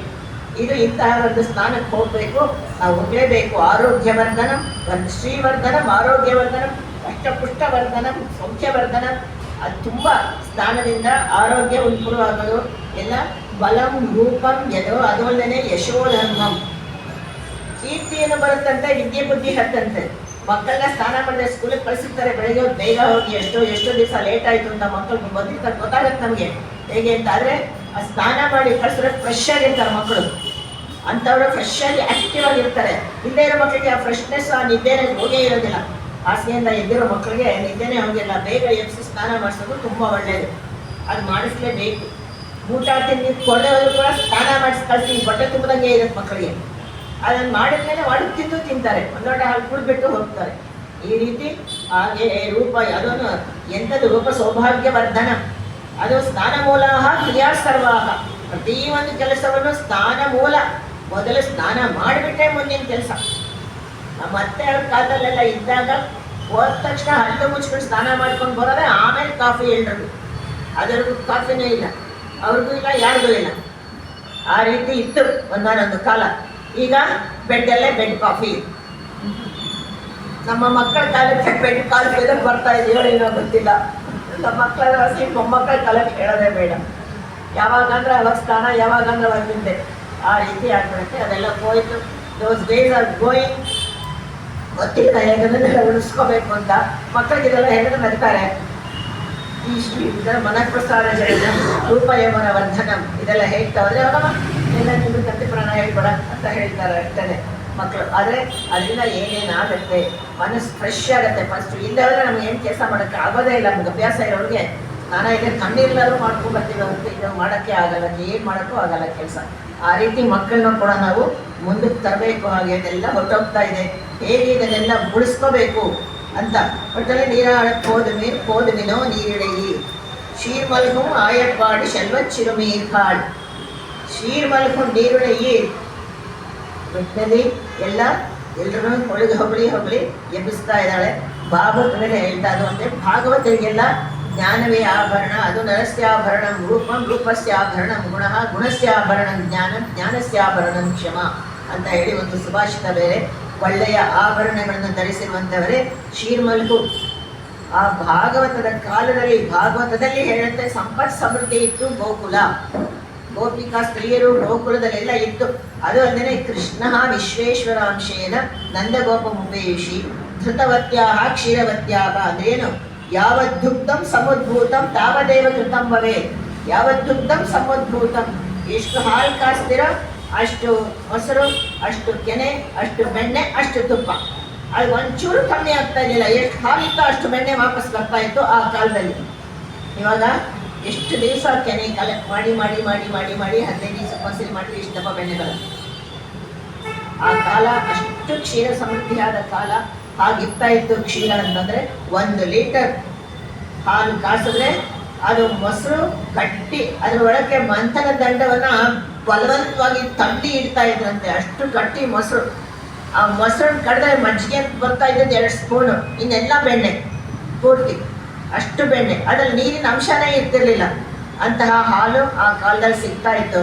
ಹಾಗೆ ಇದ್ದಾಗ ಶೀರ್ಮಲ್ಕು ಆಯಪ್ಪಾಡಿಯಲ್ಲಿ ಆಯಪ್ಪಾಡಿ ಗೊಲ್ಲರ ಕೇರಿ, ಗೊಲ್ಲರ ಮನೆಗೆ ಆಯಪ್ಪಾಡಿ ಅಂತ ಹೇಳ್ತಾರೆ. ಆ ಆಯಪ್ಪಾಡಿಯಲ್ಲಿ ಈ ರೀತಿ ಶೆಲ್ವಚ್ಚಿರುಮೀರ್ಕಾಳ್, ಅಷ್ಟು ಸುಂದರವಾದ ನೀರಿಳೆಯಿ. ಇದೆಲ್ಲ ತಿಳ್ಕೊಂಡು ಬರ್ತಾರೆ. ಅಲಂಕಾರ ಪ್ರಿಯ ಗೋದೆ ನೋಡಿದ್ರೆ ಗೊತ್ತಾಗತ್ತೆ, ಫೋಟೋ ನೋಡಿದ್ರೆ ಗೊತ್ತಾಗತ್ತೆ ಏನಪ್ಪ ಇಷ್ಟೊಂದು ಹಾಕೊಂಡಿದ್ದಾರೆ ಮೇಲಿಂದ ಕೆಳಗೆ ತಕ್ಕ ಅಂತ. ಅಲಂಕಾರ ಪ್ರಿಯ ಗೋದ, ಅವಳಿಗೆ ತುಂಬ ಅಲಂಕಾರ ಪ್ರಿಯ. ಅವಳ ಭಕ್ತರು ಹಾಗೆ ಇರಬೇಕು ಅಂತ ಅವಳಿಗೆ ಆಸೆ. ನಾರಾಯಣನಿಗೂ ಅಷ್ಟೇ, ಅವನಿಗೆ ಅವನ ಭಕ್ತರೆಲ್ಲ ಹಾಗೆ ಇರಬೇಕು, ಅವನ ಭಕ್ತರೆಲ್ಲ ಹಾಗೆ ಇರಬೇಕು, ಹಾಗೆ ಅವನ ಹತ್ರ ಹೋಗ್ಬೇಕು ಅಂತಾನೆ ಆ ಥರ ಇಷ್ಟ ಅಂತೆ. ಒಟ್ಟಿನಲ್ಲಿ ಸೌಂದರ್ಯಾದಿಗಳು ಶರೀರಕ್ಕೆ ಇರ್ಬೋದು ಮುಖ್ಯ ಅಲಂಕಾರ, ಶಾಸ್ತ್ರಾದಿ ಗುಣಗಳು ಅದು ಆತ್ಮಕ್ಕೆ ಅಲಂಕಾರ. ಅಂತಹ ಸಾತ್ವಿಕ ಗುಣಗಳೆಂಬ ಒಳ್ಳೆಯದನ್ನು ಹೊಂದಿರಂತಹ ನೀರುಳೆಯಿ ಹೆಣ್ಣು ಮಕ್ಕಳೇ ಎದ್ದು ಬನ್ನಿ. ಇದು 2 ಅರ್ಥ ಕೊಡ್ತಾನೆ. ಒಂದು ಅರ್ಥ ಪ್ರಪಂಚಕ್ಕೆ ಬೇಕಾದ ಒಡವೆ ಸೀರೆಗಳು ಅಂತ ಅಂದಿಟ್ಕೊಂಡ್ರೆ, ಇನ್ನೊಂದು ಅಥವಾ ಶಾಸ್ತ್ರಾದಿ ಗುಣಗಳಿಂದ ಆತ್ಮಕ್ಕೆ ಅಲಂಕಾರ ಉಳ್ಳಂತಹ ಭಾಗವತರೇ ಎದ್ದು ಬನ್ನಿ ಅಂತ ಹೇಳ್ತಾ ಇದ್ದಾಳೆ. ಶೀರ್ಮಲ್ಗುಂ ಆಯಪ್ಪಾಡಿ ಶೆಲ್ವಚ್ಚಿರುಮೀರ್ಕಾಳ್ ಹೂವೇ ಕೊಡಂತೊಳಿದನ್. ಯಾತಕ್ಕೆ ಬರಬೇಕು ನಾವೆಲ್ಲ ಅಂತ ಮತ್ತೆ ಕ್ವಶನ್ ಒಳಗಿಂದ ಹೆಣ್ಮಕ್ಳು ಯಾತಕ್ಕೆ ಬರಬೇಕು ನಾವೆಲ್ಲ? ಶೀರ್ಮಲ್ಗುಂ ಆಯಪ್ಪಾಡಿ ಶೆಲ್ವಚ್ಚಿರುಮೀರ್ಕಾಳ್ ಹೂವೇ ಕೊಡಂತೊಳಿದನ್ ನಂದಗೋಪನ್ ಕುಮರನ್. ಆ ನಂದಗೋಪನ್ ಕುಮರನ್ ಅವನನ್ನು ನೋಡಬೇಕು, ಅವನನ್ನು ಪೂಜೆ ಮಾಡಬೇಕು, ಅವನನ್ನು ಸ್ಮರಣೆ ನೆನ್ನೆನೆ ಮಾತಾಡ್ಕೊಂಡಿದ್ದೀವಲ್ಲ ಎಲ್ಲರೂ ಕೂಡ ಈ ವ್ರತವನ್ನು ಮಾಡಬೇಕು ಅಂತ ದಯವಿಟ್ಟು ಎಲ್ಲರೂ ಎದ್ದು ಬನ್ನಿ ಅಂತ ಕೂಗ್ತಾ ಇದ್ದಾರೆ. ಒಟ್ಟಿನಲ್ಲಿ ಶೆಲ್ವಚ್ಚಿರುಮೀರ್ಕಾಳ್ ನಂದಗೋಪುರದಲ್ಲಿ ಜನ್ಮ. ಅದು ಕೃಷ್ಣನ ಕಾಲದಲ್ಲಿ ಅವನು ಬಯಸತಕ್ಕ ಆ ವಯಸ್ಸು ಇತ್ಯಾದಿ ಎಲ್ಲವೂ ಕೂಡ ಸುಮಹತ್ತರವಾದ ಭಾಗ್ಯ, ಮಹತ್ತರವಾದ ಭಾಗ್ಯ. ಆ ಭಾಗ್ಯ ಅವನಿನವ್ರಿಗೆಲ್ಲ ಸಿಕ್ಕಿತ್ತು, ನಮಗೆ ಯಾಕೆ ಸಿಗಬಾರ್ದಾಗಿತ್ತು? ನಮಗೆ ಸಿಗಲಿಲ್ಲಲ್ಲ. ಎಷ್ಟೋ ವರ್ಷ ಆದ್ಮೇಲೆ ನಾವು ಹುಟ್ಟಿದ್ದೀವಿ. ಒಟ್ಟಿನಲ್ಲಿ ಆ ಭಾಗ್ಯ ಅವ್ರಿಗೆ ಮಾತ್ರನಾ? ಇತ್ಯಾದಿ ಸುಮಹತ್ತರವಾದ ಭಾಗ್ಯ ವೃದ್ಧರಿಗೆ ಇಲ್ಲ, ಅಲ್ಲಿನ ವೃದ್ಧರಿಗೆ ಇರಲಿಲ್ಲ. ಆಹಾ, ಎಂಥ ಭಾಗ್ಯವೋ ಭಾಗ್ಯ. ಅದು ಅಲ್ಲದೆ ಈ ಭಾಗ್ಯದ ಬಗ್ಗೆ ಹೇಳ್ತಾರೆ ಶುಕಮಹರ್ಷಿಗಳು. ಅಹೋಭಾಗ್ಯಂ ಅಹೋಭಾಗ್ಯಂ ಅಹೋಭಾಗ್ಯಂ ನಂದವ್ರಜ ಕುಮಾರಿಕಾಗ ಯನ್ಮಿತ್ರಂ ಪರಮಾನಂದಂ ಕೃಷ್ಣಂ ಜನ್ಮ ಸನಾತನಂ. ಕೃಷ್ಣ ಸ್ನೇಹ ಆಗ್ಬಿಟ್ಟು ಅಹೋಭಾಗ್ಯ, ಮಹಾ ಎಂಥ ಆಶ್ಚರ್ಯಕರವಾದ ಭಾಗ್ಯ. ಕೃಷ್ಣನ ಸ್ನೇಹಿತರಾಗ್ಬಿಟ್ರು ಇವರೆಲ್ಲ. ಯಾವ ಗೋಪಿಕಾ ಸ್ತ್ರೀ PhD ಮಾಡಿದ್ರು, IIT ಓದಿದ್ರ, ದಿವಸ ಬೆಳಗ್ಗೆ ಎದ್ರೆ ಸಗಣಿ ತೆಗೆದು ಕೊಟ್ಟಿಗೆ ಎಲ್ಲ ಕ್ಲೀನ್ ಮಾಡು, ಹಾಲು ಕರಿ, ಇಂತಹ ವಿದ್ಯೆಯಿಂದ ಇದ್ದಂತಹ ಆ ಹೆಣ್ಣು ಮಕ್ಕಳಿಗೆ ಯನ್ಮಿತ್ರಂ ಪರಮಾನಂದಂ ಕೃಷ್ಣಂ ಜನ್ಮ ಸನಾತನಂ. ಇಂತಹ ಸನಾತನಿಯಾದ ಕೃಷ್ಣ ಭಗವಂತ ಇಂಥವರಿಗೆಲ್ಲ ಎಂಥ ಸ್ನೇಹವನ್ನು ಕೊಟ್ಟುಬಿಟ್ಟ. ಕೃಷ್ಣನ್ ಜನ್ಮ ಸನಾತನಂ. ಅಹೋಭಾಗ್ಯಂ ಅಹೋಭಾಗ್ಯಂ ಶಿವಕುಮಾರ್ಗಳು ಕೊಂಡಾಡ್ತಾರೆ, ಹೇಳ್ಕೊತಾರೆ ಅದನ್ನ ಯಾವಾಗಲೂ. ಅಹೋಭಾಗ್ಯಂ ಅಹೋಭಾಗ್ಯಂ ನಂದವ್ರಜ ಕುಮಾರಿಕಾ. ನಂದವ್ರಜದಲ್ಲಿ ಆ ನಂದಗೋಕುಲದಲ್ಲಿ ಹುಟ್ಟಿದಂತಹ ಹೆಣ್ಣು ಮಕ್ಕಳಿಗೆ ಎಂಥ ಭಾಗ್ಯ ಸಿಕ್ತಪ್ಪ, ಎಂಥ ಭಾಗ್ಯ ಸಿಕ್ತು. ಅವರೆಲ್ರಿಗೂ ಮೋಕ್ಷ ಕೊಟ್ಟ, ಮನೆಗೆ ಅವರಿಗೆಲ್ರಿಗೂ ಕೂಡ ಮೋಕ್ಷ ಕೊಟ್ಟ. ಎಷ್ಟು ಓದಿದ್ರು, ಏನು ಓದಿದ್ರು, ದಿವಸ ದೀಪ ಹಚ್ತಾ ಇದ್ರ, ಆರಾಧನೆ ಮಾಡ್ತಾ ಇದ್ರ, ಪೂಜೆ ಮಾಡ್ತಾ ಇದ್ರ, ದೇವರಿಗೆ ಏನು ಮಾಡ್ತಾ ಇದ್ರು, ಅವನ ಸ್ನೇಹ, ಅವನ ಜೊತೆಯ ಒಡನಾಟ ಅಷ್ಟೇ ಅವ್ರಿಗೆ ಸಿಕ್ಕಿದ್ದು. ಅಂತಹ ಭಾಗ್ಯ ಕೃಷ್ಣ ಜೊತೆಯಲ್ಲಿ ಓಡಾಡೋದು, ಆಟ ಆಡೋದು, ನದಿಯಲ್ಲಿ ಈಜೋದು, ಗೋಲಿ ಆಡೋದು, ಕೊನೆಗೆ ಆಮೇಲೆ ಹಸುವಿನ ಹಿಂದೆ ಹೋಗೋದು ಜೊತೆಲಿ ಎಲ್ಲರೂ ಒಟ್ಟಿಗೆ, ಹಸುವಿಗೆ ಹುಲ್ಲು ತಿನ್ನಿಸೋದು, ಅದೇ ಒಂದು ದೊಡ್ಡ ಭಾಗ್ಯ. 10 ವರ್ಷ 10-12 ವರ್ಷ ಗೋಕುಲದಲ್ಲಿ ಇರೋಷ್ಟು ದಿವಸನೂ ಕೂಡ ಅಷ್ಟು ಪುಣ್ಯವನ್ನು ಸಂಪಾದನೆ ಮಾಡಿದ್ರು. ಅಹೋಭಾಗ್ಯಂ ಅಹೋಭಾಗ್ಯಂ ಅಂತ ಹೇಳಿ ಶಿವಮಹರ್ಷಿಗಳು ಭಾಗವತದಲ್ಲಿ ಹೇಳ್ತಾರೆ. ಎಂಥ ಭಾಗ್ಯ ಇವರಿಗೆಲ್ಲ, ಈ ಗೋಪಿಕಾಸ್ತ್ರೀಗೆ ಎಂಥ ಭಾಗ್ಯ ಇತ್ತಪ್ಪ ಅಂತ ಹೇಳಿ ಅಷ್ಟು ಹಾಡಾಡ್ತಾರೆ. ಕೂರ್ವೆಯಲ್ಲಿ ಕೊಡಂತೊಳಿಲನ್ ನಂದ ಗೋಪನ್ ಕುಮರನ್. ಎಲ್ಲಿದ್ದಾನೆ ಆ ಕೃಷ್ಣ? ನಾವು ನೋಡೋಕ್ಕೆ ನಮ್ಮ ದೇವತೆ ಕೇಳ್ತಾ ಇದ್ದಾರೆ ಎಲ್ಲರೂ ಕೂಡ, ಎಲ್ಲಿದ್ದಾನೆ? ಇಲ್ಲೇ ಇದ್ದಾನಪ್ಪ, ಕೂರ್ವೆಯಲ್ಲಿ ಕೊಡಂತೊಳಿಲನ್ ನಂದ ಗೋಪನ್ ಕುಮರನ್. ಈಗ ಕಲಿಯುಗದಲ್ಲಿ ಇಲ್ಲಿ ಬಂದಿದ್ದಾನೆ, ನಂದಗೋಪನ ಮಗನಾಗಿ ಅವನು ಹುಟ್ಟಿ ಬಂದಿದ್ದಾನೆ. ನಂದಗೋಪ ಮಹಾರಾಜ ಅವನಿಗೆ ಹುಟ್ಟಿ ಬಂದಿದ್ದಾನೆ, ಇವನು ಕೃಷ್ಣ ಇಲ್ಲೇ ಇದ್ದಾನೆ.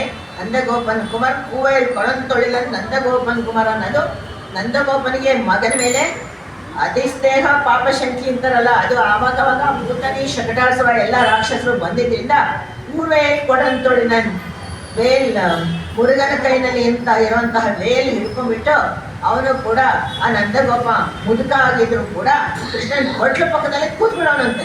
24 ಗಂಟೆ ಕಾಲನು ಮಲಗ್ತಿರ್ಲಿಲ್ಲ, ಊಟ ಮಾಡ್ತಿಲ್ಲ, ನಿದ್ದೆ ಮಾಡ್ತಿದ್ದಾನೆ. ಇನ್ಯಾವ ರಾಕ್ಷಸ ಬಂದ್ಬಿಡ್ತಾನೋ ನನ್ನ ಕೃಷ್ಣನನ್ನು ಹೊತ್ಕೊಂಡು ಹೋಗೋಕ್ಕೆ, ಕೃಷ್ಣನನ್ನು ಸಾಯಿಸೋದಕ್ಕೆ ಏನು ಎಲ್ಲ ಪ್ಲಾನ್ ಮಾಡ್ತಾ ಇದ್ದಾರೆ. ಇಲ್ಲ, ನಾನು ಹೋಗೋದೇ ಇಲ್ಲ, ನಾನು ಇಲ್ಲೇ ಇರ್ತೀನಿ ಅಂತ ಹೇಳಿ ಕೂತ್ಬಿಡ್ತಾ ಇದ್ದಂತೆ. ಅದಕ್ಕೆ ಯಶೋದೆ ಇಳಂ ಶಿಂಗಂ, ಯಶೋದೆಗೆ ಒಂದು ಚಿಕ್ಕ ಸಿಂಹದ ಮರಿಯಂತೆ ಕೃಷ್ಣ. ಯಶೋದೆ ಇಳಂ ಶಿಂಗಂ ಕಾಮೇನಿ ಚಂಕಣ್ ಕದಿರ್ಮದಿಯಂ ಕೋರ್ಮಹತ್ತಾನ್. ಕಾಮೇನಿ ಚಂಕಣ್, ಸುಂದರವಾದ ಕಣ್ಣುಗಳು ಕೃಷ್ಣನಿಗೆ. ಅದಲ್ಲದೆ ತಂದೆಯಾಗಿ ನಂದಗೋಪ, ಮಗನಾದ ಕಾಲದಲ್ಲಿ ತಂದೆ ಒಂದು ಸರಿ ಮಗ, ದಶರಥನ ಕಾಲದಲ್ಲಿ ಮಗನಾಗಿ ಬಂದ, ಒಂದೊಂದು ಸರಿ ಅದಿತಿಯ ಕಾಲದಲ್ಲಿ ಮಗನಾಗಿ ಬಂದ, ಪುಟ್ಟ ಮಗುವಾಗಿ ಬಂದ, ಒಂದು ಸರಿ ತಂದೆಯಾಗಿ ಬಂದ. ಈ ರೀತಿ ಭಗವಂತ ಅನೇಕ ಕಡೆ ಅನೇಕ ತರಹ ಬರ್ತಾನೆ, ಹುಡ್ತಾನೆ. ಮಾತಾ ಪಿತಾಚ ಎಲ್ಲ ಅವನೇ ಆಗ್ತಾನೆ. ಕೃಷ್ಣ ಅಂದರೆ ಬಂದ ಒಡನೆ ನಂದಗೋಪನಿಗೆ ವಿಹಾಯ ಅಭ್ಯಾಗತಾನ್ ಜರ ಏನದೇ ಹೊರಟಾಯ್ತಂತೆ. ಮುದುಕನಾಗಿದ್ದ ನಂದಕುಮಾರ ಕೃಷ್ಣ ಹುಟ್ಟೋಷ್ಟಿಗೆ, ಅಲ್ಲಿ ದಶರಥನಿಗೆ 60,000 ವರ್ಷ ಆಗಿತ್ತಲ್ಲ, ಹಾಗೆ ಮಗ ಬರೋಷ್ಟಿಗೆ ಇವನಿಗೂ ಇಷ್ಟೇ ವಯಸ್ಸಾಗ್ಬಿಟ್ಟಿದೆ. ಅವಾಗ ಬಂದಿದ್ದಾನೆ. ಆದರೂ ಕೂಡ ಯುವೇವ ವಸುದೇವೋ ಭೂತ್ ವಿಹಾಯ ಅಭ್ಯಾಗತಾನ್ ಜರಾನ್. ಆ ಬೇಲಿ ಹಿಡ್ಕೊಂಡು ಕೃಷ್ಣನ ತೊಟ್ಲ ಪಕ್ಕದಲ್ಲಿ ಕೂತ್ಕೊಂಡು 18 ವರ್ಷದ ಹುಡುಕಂತರ ಕಾಯ್ತಾ ಇದ್ದಾನಂತೆ, ಕೂತ್ಕೊಂಡು ಕಾಯ್ತಾ ಇದ್ದಾನೆ. ಆ ರೀತಿ ಅದಲ್ಲೇ ಇವರು ತುಂಬಾ ಚೆನ್ನಾಗಿ ಹೇಳ್ತಾರೆ. ವಾಲ್ಮೀಕಿನೂ ಕೂಡ ರಾಮನ ಬಗ್ಗೆ ಹೇಳ್ತಾರೆ. ಅಹಂ ಪುನರ್ದೇವ ಕುಮಾರ ರೂಪಂ ಅಲಂಕೃತಂ ತಂ ಸುತಮಾವ್ರಜಂತಂ ನಂದಾಮಿ ಪಶ್ಯನ್ನಪಿ ದರ್ಶನೇನ ನಮಾಮಿ ದೃಷ್ಟೇ ಚ ಪುನರ್ಯುವೇವ. ದಿಸಾ ದಶರಥ ಊಟ ಮಾಡ್ಕೊಂಡು ಮಾಡಿ ಮೇಲೆ ಹೋಗ್ತಿದ್ದಂತೆ. ಸರಿ, ಇವ್ರು ಕೇಳಿ ನೋಡ್ತಾ ಇದ್ದಂತೆ ಕೌಸಲ್ಯ. ದಿಸಾ ಎಲ್ಲ ಕುತ್ಕೋತಾರೆ ಮಾಡಿ ಮೇಲೆ ತಿಂಡಿ ತಿನ್ಬಿಟ್ಟು. ಎಲ್ಲಿ ಹೋಗ್ತೀರಾ? ಬಾ, ನೀನು ತೋರಿಸ್ತೀನಿ. ಕರ್ಕೊಂಡೋದಂತೆ ಮೇಲೆ, ಉಪ್ಪರಿಗೆ ಮೇಲೆ ನಿಂತಿದ್ದಾನೆ. ಏನು ತೋರಿಸ್ತಾರೆ? ಬಾ ನೀನು ಮಾ, ಉಪ್ಪರಿಗೆ ಮೇಲೆ ಬಾ. ಕರ್ಕೊಂಡೋಗಿ ಅಲ್ಲಿ ನೋಡಿ ಯಾರು ಬರ್ತಾ ಇದ್ದಾರೆ. ರಾಮ ಬರ್ತಾ ಇದ್ದಾನೆ. ನೋಡು, ರಾಮ ಅರಮನೆಯಿಂದ ಹೊರಡ್ತಾನೆ. ಅಹಂ ಪುನರ್ತೇವ ಕುಮಾರ ರೂಪಂ. ನಾನೇ ಮತ್ತೊಂದು ಬಾರಿ ಆ ದೇವಕುಮಾರನ ರೂಪದಲ್ಲಿ ಬಂದು ಬಿಟ್ಟಿದ್ದೇನೋ ಅಂತ ಅನ್ನಿಸ್ತಾ ಇದೆ ಕೌಸಲ್ಯೆ. ನಾನೇ ನಡ್ಕೊಂಡ್ಬರ್ತಾ ಇದ್ದೀನಿ ನೋಡಿ, ನನಗಷ್ಟು ಯೌವನ ಬಂದ್ಬಿಟ್ಟಿದೆ. 60,000 ನನಗೆ ಆಗಿದ್ದೇ ಗೊತ್ತಿಲ್ಲ. ಕೂದಲು ಬೆಳಗಾಗಿದೆಯಾ ಇನ್ನೂ ಇಲ್ಲ. ನೋಡು, ಅವ್ನು ಬರ್ತಾ ಇದ್ದಾನೆ, ಮಗ ಬರ್ತಾ ಇದ್ದಾನೆ. ಅವನು ನೋಡಿ ಅಷ್ಟು ಸಂತೋಷ ಅನುಭವಿಸ್ತಾ ಇದ್ರಂತೆ ನಂದಗೋಪ ಮತ್ತೆ ದಶರಥ ಇಬ್ಬರುವೆ. ಅಹಂ ಪುನರ್ತೇವ ಕುಮಾರ ರೂಪಂ ಅಲಂಕೃತಂ ತಂ ಸುತಮಾವ್ರಜಂತಂ. ಆ ಅಲಂಕಾರ ಮಾಡ್ಕೊಂಡು ಬರ್ತಾ ಇದ್ದಾನೆ. ನೋಡು ಆ ರಾಮನ ದರ್ಶನ. ನಂದಾಮಿ ಪಶ್ಯನ್ನಪಿ ದರ್ಶನೇನ. ಅವನ ದರ್ಶನದಿಂದ ಹಾಗೆ ನನಗೆ ಜ್ಞಾನ ಹೋಗೋ ಹಾಗೆ ಆಗ್ಬಿಡುತ್ತೆ ಕೌಸಲ್ಯೆ. ಆ ಸುಂದರವಾದ ದೃಶ್ಯವನ್ನು ನೋಡೋದಕ್ಕೋಸ್ಕರ ನಾ ಮೇಲೆ ಬಂದು ನಿಂತ್ಕೋತೀನಿ ದಿವಸಗಳೇ. ನೋಡು, ಇವಾಗ ನಿನಗೇನು ಅನ್ನಿಸ್ತು ಅಂದರೆ ಭಗವಂತನ ಒಂದು ಸಾನ್ನಿಧ್ಯ ವಯಸ್ಸಾಗಿರೋದನ್ನು ಕೂಡ ಮರೆಸ್ಬಿಡುತ್ತೆ. ಅದು ಒಂದು ದಶರಥನ ವಿಷಯದಲ್ಲಿ, ನಂದಗೋಪನ ವಿಷಯದಲ್ಲಿ ಹೇಳ್ಬೋದು. ಯಶೋದೆ ಇಳಂ ಶಿಂಗಂ ಕಾರ್ಮೇನಿ ಚಂಕಣ್ ಕಡಿರ್ಮದಿಯಂ ಪೂರ್ಣಹಸ್ತಾಂ. ಸುಂದರವಾದ ಮುಖ, ಮೇಘಶ್ಯಾಮ, ಅವನು ಯಾವಾಗಲೂ ಕೂಡ ಸ್ಥಿರಸ್ತತ್ವಂ ಕದಾ ಪ್ರೇಕ್ಷಾಮಿ ಹೇ ರಾಮಂ ಜಗತಃ ಪಾಪನಾಶನಂ. ಜಗತ್ತಿಗೆಲ್ಲ ಸಂತೋಷವನ್ನು ಕೊಡುವಂಥವನು ಶಂಕರ್. ಸುಂದರವಾದ ಕಣ್ಣುಗಳುಳ್ಳವನು. ಅವನನ್ನು ಸರ್ವಲೋಕ ಶರಣ್ಯಾಯ ರಾಘವಾಯ ಮಹಾತ್ಮನೆ, ಎಲ್ಲರಿಗೂ ಶರಣವನ್ನು ಕೊಡುವಂತಹ ರಾಘವನನು ಅವನನ್ನ ಇಲ್ಲಿ ಒಟ್ಟಿನಲ್ಲಿ ಈ ರೀತಿ ಪೆರಿಯವಾಚಾನ್ ಪಿಳ್ಳೈ ಕೂಡ ತಮಿಳಿನಲ್ಲಿ ಇದಕ್ಕೆಲ್ಲ ಕಾಮೆಂಟ್ ಮಾಡ್ತಾರೆ. ಅದು ಅಲ್ಲದೆ ಎಷ್ಟು ಶೂರ್ಪನಖೆ ಮುದುಕಿ, ರಾಮ ಯೌವನದಲ್ಲೇ ಇರೋನು. ಶೂರ್ಪನಿಗೆ ಅವ್ರ ಮೇಲೆ ಲವ್ ಆಯಿತು. ಶೂರ್ಪನಖಿಗೆ ಪ್ರೀತಿ ಹುಟ್ಟಾಯಿತು ರಾಮನ ಮೇಲೆ. ಮುದುಕಿ ಅವಳಿಗೆ ಬಂತು ಪ್ರೀತಿ. ಹುಡುಗಿನ ಗತಿ ಏನು? ರಾಮನ ಮುಂದೆ ಹುಡುಗಿನ ಗತಿ ಏನಾಗಬೇಕು? ಶೂರ್ಪನಖಿಗೆ ಹಿಂಗಾದ್ಮೇಲೆ ನಿನ್ನ ಹುಡುಗಿನ ಗತಿ ಹೇಳೋದೇ ಬೇಡ. ಆ ತರಹ ಹಾಗೆ ಒಟ್ಟಿಗೆ ಅವನು ಕೃಷ್ಣ ಭಗವಂತ ಎದುರಿಗೆ ಬಂದರೆ ಯಾರು ಬೇಕಾದ್ರೂ ಅವನನ್ನು ಈ ರೀತಿ ಐ ಲವ್ ಯು ಅಂತ ಹೇಳಿದ್ರು ಕೂಡ ಯಾರು ಪರವಾಗಿಲ್ಲ. ಕೃಷ್ಣ ಐ ಲವ್ ಯು ಅಂದ್ರೆ ಯಾರು ಸಿಕ್ ಮಾಡ್ಕೊಳ್ಳಲ್ಲ, ಕೇಳೋದು ಇಲ್ಲ, ಹೇಳ್ಬೋದು. ಭಗವಂತನನ್ನು ನೋಡಿದ್ರೆ ನಾನು ಭಗವಂತನ ಪ್ರೀತಿಸ್ತೀನಿ, ಎಲ್ಲರೂ ಬೈತಾರೆ ನಿಮಗೆ, ಯಾರು ಬೈಯಲ್ಲ, ಯಾಕಂದ್ರೆ ಅವ್ನು ಎದುರಿಗೆ ಬಂದಿರ್ತಾನೆ. ಆ ರೀತಿ ಮನಸ್ಸಿನಲ್ಲಿ ಮಾಡಿಕೊಳ್ಳುವಂಥ ಭಾವನೆಗಳು ಆ ರೀತಿ ಇರಬೇಕು. ಇಳಂಶಿಂಗಂ ಕಾರ್ಮೇನಿ ಚಂಕನ್ ಕಲಿರ್ಮದಿಯಂ ಪೂರ್ಣವತ್ತಾನ್ ನಾರಾಯಣನೇ ನಮಕ್ಕೆ. ಇದೆಲ್ಲ ಇರೋನು ಯಾರು? ನಾರಾಯಣ. ನಾರಾಯಣನೇ ನಮಕ್ಕೆ ಪ್ರೆಸ್ ಮಾಡಿ ಹೇಳ್ತಾಳೆ, ನಾರಾಯಣನೇ ನಮಕ್ಕೆ ಪರಯಿತರುವಾನ್. ಅದು ಅಲ್ಲದೆ ನಾವು ಸೆಲೆಕ್ಟ್ ಮಾಡ್ಕೊಳ್ಳುವಂತಹ ದೈವ. ನಾವು ವ್ರತ ಮಾಡಬೇಕು ಅಂದರೆ ವ್ರತಕ್ಕೆ ಏನು ಮೊದಲು ಬೇಕಾಗಿದ್ದು ಆರಾಧ್ಯ ದೈವ. ಯಾರನ್ನ ಕುರಿತು ವ್ರತ ಮಾಡ್ತೀರಾ, ಆಮೇಲೆ ವ್ರತ ಹೇಗೆ ಮಾಡ್ತೀರಾ, ಯಾವ ರೀತಿ ಭಕ್ತಿಯನ್ನು ಬೆಳೆಸ್ಕೊತಾ ಹೋಗ್ತೀರಾ. 30 ಹಾಡುಗಳಲ್ಲಿ ಬರುವಂಥದ್ದು ಹೀಗೆ ರಾಮನ ಮೇಲೆ ಕೃಷ್ಣನ ಮೇಲೆ ಇರೋ ಪ್ರೀತಿಯನ್ನು ಹೇಳ್ತಾ ಹೋಗ್ತಾರೆ ಹೊರತು ಮೀರಾದೇವಿ ಕಥೆ ಆಗಲಿ, ಗೋದಾದೇವಿ ಕಥೆ ಆಗಲಿ, ರಾಧಾಕೃಷ್ಣನ ಕಥೆಯಾಗಲಿ ಬೇರೆ ಎಲ್ಲ ಇದೆಲ್ಲ ಒಂದೇ ಅಂತ ಅನಿಸುತ್ತೆ. ರಾಧಾನೇ ಗೋದಾದೇವಿ ಅಂತಾರೆ, ಮೀರಾನೇ ಗೋದಾದೇವಿ ಅಂತಾರೆ, 3 ಜನನೂ ಒಂದೇ ಅಂತಾರೆ. ಒಟ್ಟಲ್ಲಿ ಯಾರಿಗೆ ಯಾವಾಗ ಎಲ್ಲ ಡಿಫ್ರೆಂಟ್ ಬೇರೆ ಬೇರೆ ಕಾಲದಲ್ಲಿ ಇದ್ದಿದ್ದರಿಂದ ಬೇರೆ ಬೇರೆ ತರಹ ಭಕ್ತೆಯರು ಅಂತ ನಾವು ತಿಳ್ಕೋಬೇಕು. ರಾಧಾಕೃಷ್ಣನು ಹಾಗೇನೆ, ಅವರಿಬ್ಬರು ಹಾಗೆ ಇದ್ರು. ಕೊನೆಯ ತನಕ ಮದುವೆನೇ ಮಾಡ್ಕೊಳ್ಳಿಲ್ಲ, ಫ್ರೆಂಡ್ಸ್ ಆಗಿದ್ರು ರಾಧಾಕೃಷ್ಣ. ಹಾಗೆ ಇದ್ರು. ಹಾಗೆ ಎಲ್ಲ ಇರ್ಬೇಕಾದ್ರೆ ಇನ್ನೇನು ಈಗ ಇಳಂ ಶಿಂಗಂ ಕಾರ್ಮೇನಿ ಚಂಕಂ ಕಲಿರ್ಮದಿಯಂ ಪೋರ್ಮುಹತ್ತಾನ್. ಓ ನಾರಾಯಣನೇ ನಮಕ್ಕೆ. ಆ ನಾರಾಯಣನೊಬ್ಬನೇ ಸರ್ವಂ ಜ್ಞಾತವಾನ್, ಎಲ್ಲವನ್ನೂ ತಿಳಿದವನು. ಸರ್ವಜ್ಞ, ಸರ್ವಂ ಜಾನಾತೀತಿ ಸರ್ವಜ್ಞ, ಎಲ್ಲವನ್ನೂ ತಿಳಿದುಕೊಂಡವನು ಸರ್ವಜ್ಞ. ಅವನು ನಮ್ಮ ಆರಾಧ್ಯ ದೈವ ಆಗಬೇಕು. ಅವನಲ್ಲಿ ಯಾವ ಕುಂದುಕೊರತೆಗಳು ಇರಬಾರ್ದು, ಏನು ಮೈನಸ್ ಪಾಯಿಂಟು ಇರಬಾರ್ದು. ಅಂಥವನ್ನ ನಾವು ಆರಾಧ್ಯ ದೈವವಾಗಿ ಇಟ್ಕೋಬೇಕು. ಆರಾದ್ರಿಂದ ನಮಗೆ ಕೃಷ್ಣನೇ ನಾರಾಯಣನೇ ನಮಕ್ಕೆ, ಅವನೇ ನಮಗೆ ಪರಯಿ ತರುವಾನ್. ಪರೈ ಅಂದರೆ ಇಲ್ಲಿ ಮೋಕ್ಷ ಅನ್ನೋ ಲೆಕ್ಕ. ಅಥವಾ ನಾವು ಏನು ಕೇಳಿದ್ರು ಅದನ್ನು ಕೊಡ್ತಾನೆ. ಪರೈ ಏನು ಬೇಕಾದ್ರೂ ಕೊಡ್ತಾನೆ ನಮಗೆ. ಅಂಥವನನ್ನು ನಾವು ಪೂಜಿಸಬೇಕು. ಹಾಗೆ ಆ ಕೃಷ್ಣನನ್ನು, ಆ ನಾರಾಯಣನನ್ನು ಪೂಜಿಸಿ ಏನು ಮಾಡಬೇಕು? ಏನ ಅಂದ ಕಣ್ಣು ಯಶೋದಯಂ ಶಿಂಗಂ ಕಾರ್ಮೇನಿ ಚಂಕನ್ ಕದಿರ್ಮದಿಯಂ. ಒಂದು ಕಣ್ಣು ಚಂದ್ರ, ಒಂದು ಕಣ್ಣು ಸೂರ್ಯ. ಅದಕ್ಕೆ ವೇದದಲ್ಲೂ ತುಂಬ ಎಕ್ಸ್ಪ್ಲನೇಷನ್ ಇದೆ. ಈಗ ಅದೆಲ್ಲ ತುಂಬ ಹೇಳಿದ್ರೆ ಟೈಮ್ ಆಗುತ್ತೆ. ಇದು ಸಾಕು. ಸುಂದರವಾದ ಕಣ್ಣುಳ್ಳವರಿಬ್ಬರುವೆ.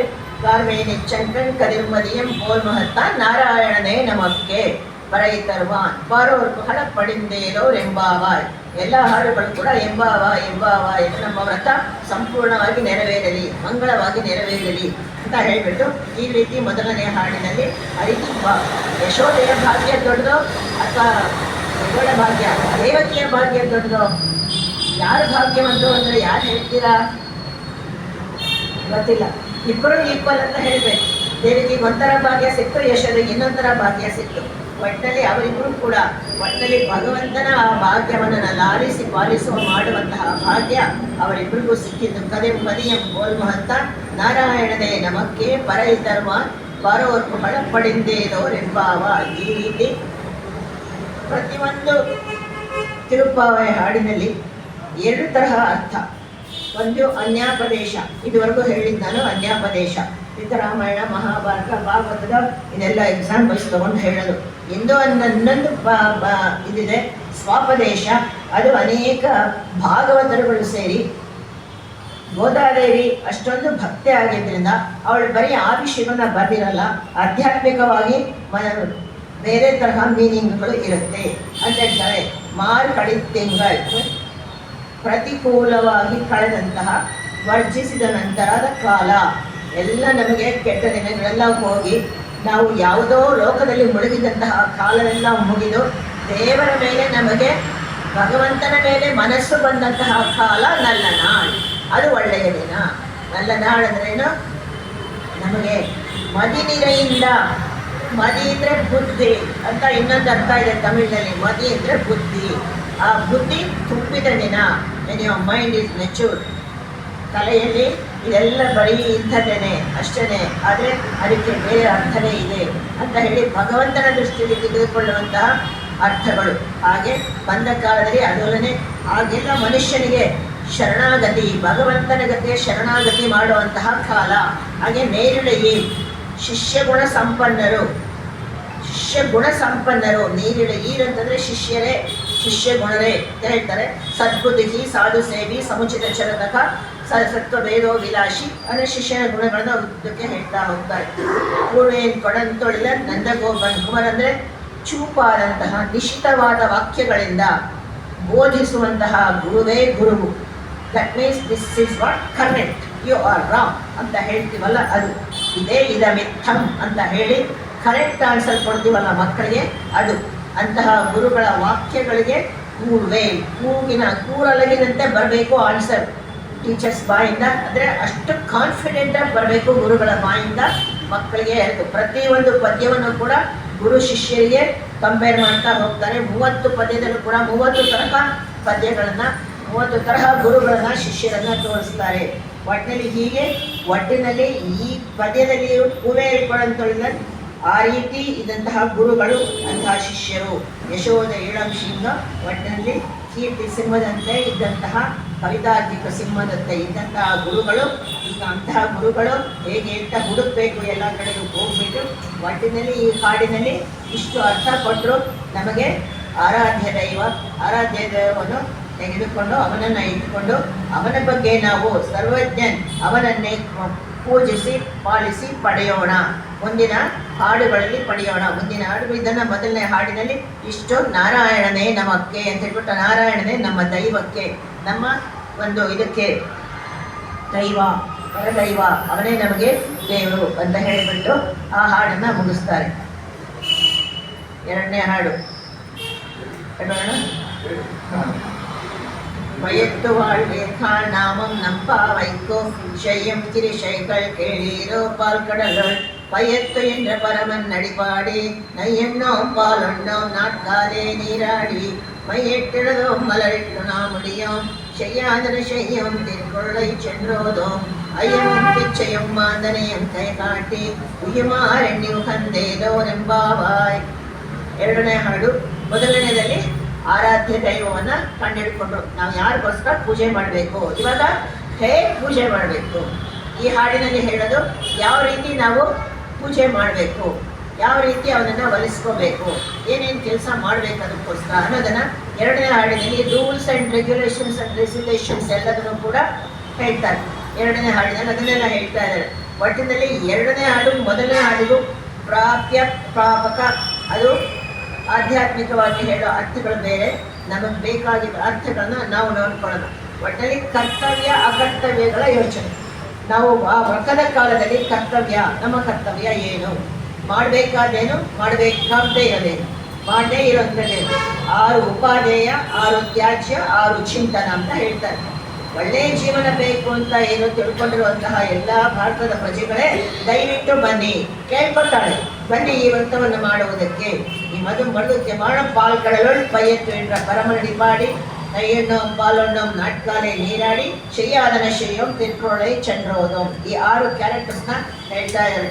ದೊಡ್ಡವ್ರು ಯಾವುದನ್ನ ಮಾಡಬಾರ್ದು ಅಂತ ಹೇಳ್ತಾರೋ ಅದನ್ನು ಮಾಡಬಾರ್ದು ಅಂತ ಹೇಳ್ತಾರೆ. ಹೇಳ್ತಾ ಇದ್ರು ಕೆಲವರು. ಯಾತಕ್ಕೆ ಮಾವನೆಲೆ ಸಿಕ್ಲಿಲ್ಲ ಅಂತ ಒದ್ದಾಡಬೇಕು, ಪಕ್ಕದಲ್ಲೇ ಹಲಸಿನ ಮರ ಇದೆಯಲ್ಲ ಅದ್ರ ಎಲೆ ತಂದು ತೋರಣ ಕಟ್ಟಬಾರ್ದ? ಮಕ್ಕಳಿಗೆ ಆನ್ಸರ್ ತಾಯಿಗೆ ಆನ್ಸರ್ ಗೊತ್ತಿಲ್ಲ, ಬಾಯ್ ಮುಚ್ಕೊಡೋಗೆ ಏನೋ ಗೊತ್ತಿಲ್ಲ ಅಂತ ಬೈದ್ಬಿಟ್ಲು. ಪಾಪ ಮಗು ತಲೆ ಕೇಳ್ಕೊಂತು. ಅದು ಹಸಿರು ಇದು ಹಸಿರು, ಯಾಕೆ ಕಟ್ಟಬಾರ್ದು ಅಲ್ವಾ? ಹಲಸಿನ ಮರದ ವ್ಯಾಲ್ಯೂ ಏನು, ಮಾವಿನ ಮರದ ವ್ಯಾಲ್ಯೂ ಏನು ಅನ್ನೋದನ್ನ ಆ ಮಕ್ಕಳಿಗೆ ಹೇಳ್ಕೊಡ್ತೀವಿ. ಆ ಚಿಕ್ಕ ವಯಸ್ಸಿನಲ್ಲಿ ಅದನ್ನ ತಾಯಿ ಆದವಳು ತಂದೆ ಆದವರು ಹೇಳ್ಕೊಡ್ದೆ ಹೋದ್ರೆ ಮುಂದೆ ಬಂದಾಗ ಯಾವುದೋ ಒಂದು ಗ್ರೀನ್ ಅಶೋಕ ಕಟ್ಟಿ ಪಕ್ಕದಲ್ಲಿ ಎರಡು ಅದ್ರ ಮತ್ತೆ ಬೇಕಾದಷ್ಟು ಗ್ರೀನ್ ಲೀವ್ಸ್ ತಂದು ಕಟ್ಟಿ. ಅಮೆರಿಕದಲ್ಲಿ ಬೆಳೆಯುತ್ತೆ ಬೇಕಾದಷ್ಟು ಅಶೋಕ ಗಿಡ ಪಕ್ಕದಲ್ಲೇ ಇರುತ್ತೆ. ಸೊ ಹಾಗಂತ ಹೇಳಿ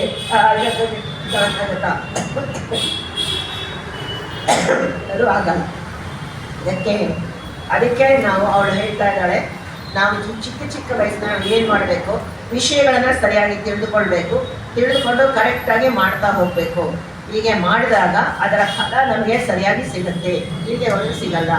ವಯತ್ತು வாழ்வேர்கள் ಭಾರತದಲ್ಲಿರುವ ಒಳ್ಳೆಯ ಪ್ರಜೆಗಳೇ, ಎಲ್ಲರನ್ನೂ ಒಳ್ಳೆಯ ಪ್ರಜೆಗಳೇ ಅಂತ ಕರೀತಾ ಇದ್ದಾರೆ.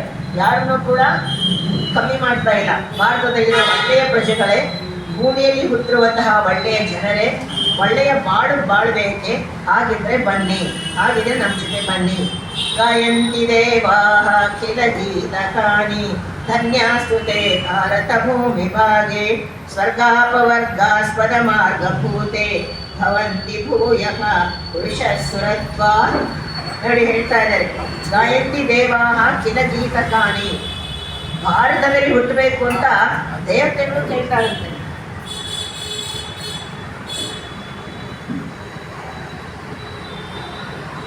ಸ್ವರ್ಗಕ್ಕೆ ಹೋದವ್ರು ನಮ್ಮ ಪೇರೆಂಟ್ಸ್ ಎಲ್ಲ ಸ್ವರ್ಗದಲ್ಲಿದ್ದರೆ ಇಂದ್ರನಿಗೆ ಕೇಳ್ತಾವಂತೆ, ಅಮ್ಮ ಮಹಾ ಇಂದ್ರ, ಅಪ್ಪ ಮಹಾರಾಜ, ನಮ್ಮನ್ನು ಹುಟ್ಟಿಸ್ಬೇಕು ಅಂದ್ರೆ ಭಾರತದಲ್ಲಿ ಹುಟ್ಟಿಸೋ, ಇನ್ನೆಲ್ಲೂ ಬೇಡ. ಗಾಯಂತಿ ಗೀತಾಗ ಕಿಲ ಗೀತಕಾನಿ ಧನ್ಯಾಸ್ತುತೆ ಭಾರತ ಭೂಮಿ ಭಾಗೆ. ಭಾರತದಲ್ಲಿ ಹುಟ್ಟಿರೋರು ಧನ್ಯರು, ಧನ್ಯವಂತೆ, ಪುಣ್ಯವಂತರು. ಭಾರತದಲ್ಲಿ ಹುಟ್ಟಿರೋರೇ ಪುಣ್ಯವಂತರು ಅಂತ ಹೇಳ್ತಾ ಇದ್ದಾರೆ. ಹಾಗೇನೆ ಭವಂತಿ ಭೂಯ ಸ್ವರ್ಗಾಪವರ್ಗ ಸ್ವರ್ಗ ಮಾರ್ಗ ಬೋಧೆ. ಸ್ವರ್ಗಕ್ಕೆ ಹೋಗಿದ್ರು ಕೂಡ ನೀವು ವಾಪಸ್ ಕಳ್ಸೋದಾದ್ರೆ ನಮ್ಮನ್ನ ಭಾರತ ಭೂಮಿಗೆ ಕಳಿಸು. ಜನ್ಮ ಬೇಡ ಅಂತ ಹೇಳಲ್ಲ, ಭಾರತ ಭೂಮಿಗೆ ಕಳಿಸೋ ನಮಗೆ, ಅಲ್ಲಿರ್ತೀವಿ ಅಂತ ಹೇಳಿ ದೇವತೆಗಳೇ ಕೇಳ್ಕೊತಾರೆ. ಅಂತಹ ಒಂದು ದೇವತೆಗಳು ಕೂಡ ಭಾರತ ಭೂಮಿಯನ್ನು ಶ್ಲಾಘನೆ ಮಾಡಿದ್ದಾರೆ. ಭಾರತ ಕರ್ಮ ಭೂಮಿ, ಸ್ವರ್ಗಾದಿ ಮೋಕ್ಷಗಳನ್ನು ಕೊಡುವಂತಹ ಭೂಮಿ ಭಾರತ ಭೂಮಿ. ಅದು ಪುನಃ ಗ್ರಾಮಂ ಪುನಃ ವಿತ್ತಂ ಪುನಃ ಮಾನುಷ ಶರೀರ. ಮತ್ತೆ ಮತ್ತೆ ಮತ್ತೆ ಈ ಮನುಷ್ಯ ಶರೀರ ಬೇಡ ಅಂತ ಹೇಳಿಬಿಟ್ಟು ವಿವೇಕರಾದವರು ಯೋಚನೆ ಮಾಡಬೇಕು. ಹೀಗೆ ಯೋಚನೆ ಮಾಡಿ ಇಲ್ಲಿ ಬಂದು ಅದೆಲ್ಲ ಮಾಡಿದ್ರೆ ಶರೀರ ಮಾಧ್ಯಮ ಖರು ಧರ್ಮ ಸಾಧನ. ಶರೀರಕ್ಕೆ ನಮಗೆ ಒಳ್ಳೆಯ ಆರೋಗ್ಯ ಇದ್ದರೆ ತಾನೇ ನಾವು ಒಳ್ಳೆ ಕೆಲಸ ಮಾಡ್ಬೋದು. ಇಲ್ಲ ಅದು ಒಳ್ಳೆ ಕೆಲಸ ಮಾಡೋಕ್ಕೂ ಆಗಲ್ಲ.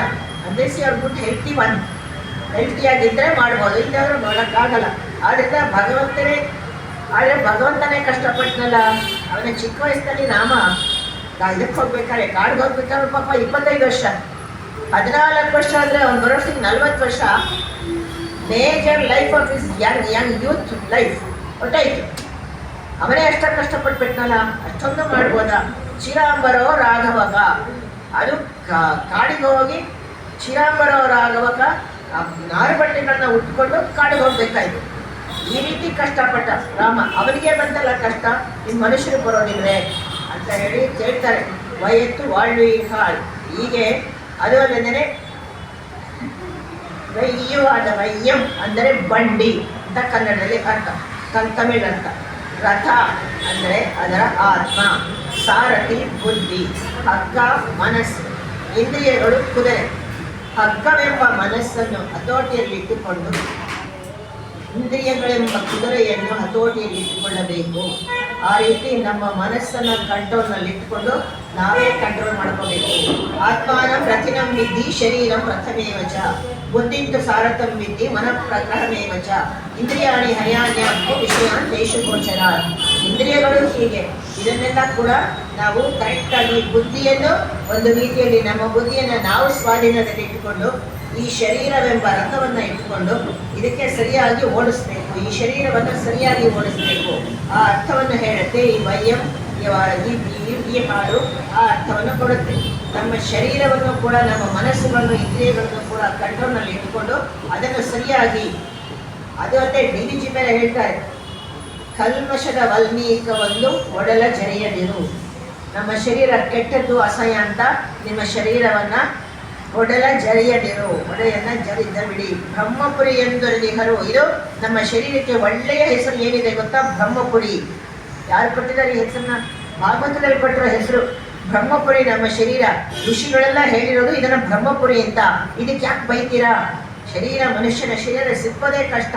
ಅಂತಹ ಶರೀರ ಸಿಕ್ಕಿರ್ಬೇಕಾದ್ರೆ ಅದನ್ನು ಬೈತೀರಾ? ಬೈಬೇಡಿ. ದೇಹವೆಂಬುದು ಕುದುರೆ, ಆತ್ಮನು ಅದರ ಆರೋಹಿ. ವಾಹನವನ್ನು ಉಪವಾಸವಿರಿಸಿ ನಡೆದೀತೆ, ರೋಹಿ ಜಾಗ್ರತೆ ತಪ್ಪಿ ಯಾತ್ರೆ ಸುಖ ಸಾಗೀತೆ. ಸ್ನೇಹವು ಎರಡಕ್ಕೂ ಉಚಿತ. ಆದ್ದರಿಂದ ನಿಮ್ಮ ದೇಹಕ್ಕೂ ನಿಮ್ಮ ಮನಸ್ಸಿಗೂ ಎರಡಕ್ಕೂ ಸ್ನೇಹ ಉಚಿತ. ಆ ಸ್ನೇಹವನ್ನು ಇಲ್ಲಿ ಮಾಡಿಕೊಳ್ಳಿ. ಈ ಹಾಡಿನಲ್ಲಿ ಇದೆರಡನ್ನೂ ಕೂಡ ಜೊತೆಯಲ್ಲಿ ಇಟ್ಕೊಂಡು ಕೆಲಸವನ್ನು ಮಾಡಿ ಅಂತ ಗೋದ ಫಸ್ಟ್ ಹೇಳ್ತಾ ಇದ್ದಾಳೆ. ಆತ್ಮವನ್ನು, ಶರೀರವನ್ನು ಒಂದು ಸೇರಿ ಅದೆರಡನ್ನು ಕಂಬೈನ್ ಮಾಡಿಕೊಂಡು ಕೆಲಸ ಮಾಡೋಕ್ಕೆ ಭಾರತ ದೇಶದ ಪ್ರಜೆಗಳನ್ನ ಧನ್ಯಾಸ್ತುತೆ ಭಾರತ ಭೂಮಿಗಾಗಿ, ಒಳ್ಳೆಯ ಪ್ರಜೆಗಳೇ ಬನ್ನಿ ಅಂತ ಕರೀತಾ ಇದ್ದಾಳೆ. ಇನ್ನು ನಾಮಂ ನಂಪಾವೈಕು, ನಾವು ನಮ್ಮ ಒಂದು ವ್ರತಕ್ಕೋಸ್ಕರ ಏನ್ ಮಾಡಬೇಕು ಅದೊಂದನೇ ಎಂತಹ ಇದನ್ನ ವಿಚಾರವನ್ನು ವಿಚಾರಿಸ್ಕೋಬೇಕು. ಇಲ್ಲಿ ರಾಮಚಂದ್ರನ್ ಕೇಳಲಿಲ್ಲ ಯಾರು, ಕೈ ಹೇಳ್ಬಿಟ್ರು ಹೊರಟೋಗು ಅಂತ. ಎಷ್ಟು ಸುಂದರನಾದ ರಾಮ, ಅಯ್ಯೋ ಇವನನ್ನು ಕಳಿಸ್ಬಿಡ್ತೀರಾ ಅಂತ ಪ್ರಜೆಗಳೆಲ್ಲ ಗೋಳಾಡಿ. ಅಂತ ಅನುರಾಗ ವಿಶೇಷವುಳ್ಳಂತಹ ನಾವು ಕೂಡ, ನಮಗೂ ಕೂಡ ಅಂಥದ್ದೇ ವಯಸ್ಸು. ನಂಪಾವೈಕು, ನಮ್ಮ ವ್ರತಕ್ಕೆ, ನಾವು ಕೈಕೊಂಡಿರುವ ಈ ವ್ರತಕ್ಕೆ ಹೇಳಿರೋ ಪಾಲ್ಕಡಲುಳ್, ನಾವು ಮಾಡೋ ವ್ರತವನ್ನು ಪಾಲ್ಕಡಲುಳ್ಳೆ ಮಲಗಿರುವಂತಹ ಆ ಕ್ಷೀರಸಾಗರಶಾಹಿಯಾದ ನಾರಾಯಣನಿಗೆ ಭಗವಂತನ ಆಜ್ಞೆ. ಶ್ರುತಿ ಸ್ಮೃತಿ ಮಮೈವಾಜ್ಞ, ನಾ ಹೇಳಿದಂತೆ ಶ್ರುತಿ ಸ್ಮೃತಿಯಲ್ಲಿರುವಂತಹ ವಾಜ್ಞೆಯನ್ನು ಪಡೆದುಕೊಂಡು ಎಲ್ಲರೂ ಕೆಲಸ ಮಾಡಬೇಕು, ಇಲ್ಲೇ ಹೋದರೆ ನಾನು ಅವ್ರನ್ನ ಶಿಕ್ಷಿಸ್ತೇನೆ ಅಂತ ಹೇಳ್ತಾನೆ. ಅದು ಅಲ್ಲದೆ ಅದು ಶ್ರೂಯತಾಂ ಇತಿಚ ಮಂತ್ರ ಪ್ರಸುಷ್ಟ ವಾಕ್ಯಮೊಬ್ಬರಿ ಶ್ರೂಯತಾಂ, ಒಳ್ಳೆಯ ವಿಷಯಗಳನ್ನ ಕೇಳುವುದು, ಶ್ರವಣ ಮಾಡುವುದು, ಕೇಳುವುದು ಎರಡೂ ಒಳ್ಳೆಯದೇ. ಒಳ್ಳೆಯ ವಿಷಯವನ್ನು ಹೇಳಬೇಕು, ಒಳ್ಳೆಯ ವಿಷಯವನ್ನು ಕೇಳಬೇಕು, ಒಳ್ಳೆಯ ವಿಷಯವನ್ನು ಮಾಡಬೇಕು, ಪಾಲಿಸಬೇಕು. ಅದರಿಂದ ವೃದ್ಧಾರಂಭದಲ್ಲಿ ಈ ಕ್ಷೀರಸಾಗರದಲ್ಲಿ ಮಲಗಿರುವ ಪೈಯತ್ತು ಇಂದ ಪರಮನ್ ಅಡಿಪಾಡಿ, ಅವನನ್ನು ಹಾಡಿ ಪಾಡಿ ಮಾಡಿಕೊಂಡು ವೈಕುಂಠದಲ್ಲಿ ಪರಸ್ತಾವಸ್ತು ಭಗವಂತನ ಪಂಚಪ್ರಕಾರೋಹಂ ಪರಾಯೋಗ ವಿಭವಾಹಾರ ಅರ್ಚ ಅಂತ ಹೇಳ್ಬಿಟ್ಟು 5 ಪಂಚಪ್ರಕಾರೋಹಂ ಅಂತೇಳಿ ನಾನು 5 ಥರದಲ್ಲಿ ಎಲ್ಲ ಕಡೆಗೂ ಇರ್ತೀನಿ ಯಾವಾಗಲೂ ಅಂತ ಹೇಳಿದ್ರು ಕೂಡ ಬ್ರಹ್ಮಾದಿ ದೇವತೆಗಳು ಕೂಡ ರಾಕ್ಷಸರು ಎಲ್ಲರೂ ಕೂಡ ಕೈಲಾಸಕ್ಕೆ ಹೋಗಿರೋದು ನೋಡಿದೀವಿ, ಬ್ರಹ್ಮಲೋಕಕ್ಕೆ ಹೋಗಿದ್ದೀವಿ ನೋಡಿದೀವಿ. ಕ್ಷೀರಸಾಗರಕ್ಕಾಗಲಿ ವೈಕುಂಠಕ್ಕಾಗಲಿ ಯಾರು ಹೋಗಿದ್ದಾರೆ ಅಂತ ಕೇಳಿದ್ದೀರಾ? ಯಾರೂ ಹೋಗಿಲ್ಲ. ಯಾವ ಋಷಿಮುನಿಗಳು ಹೋಗಿಲ್ಲ, ಯಾರು ಕೂಡ ವೈಕುಂಠಕ್ಕೂ ಹೋಗಿಲ್ಲ. ಕ್ಷೀರಸಾಗರ ಭೂಮಿ ಮೇಲೆ ಇದೆ ಅಂತ ಇದ್ರ ಪ್ರಕಾರ ಹೇಳೋದು.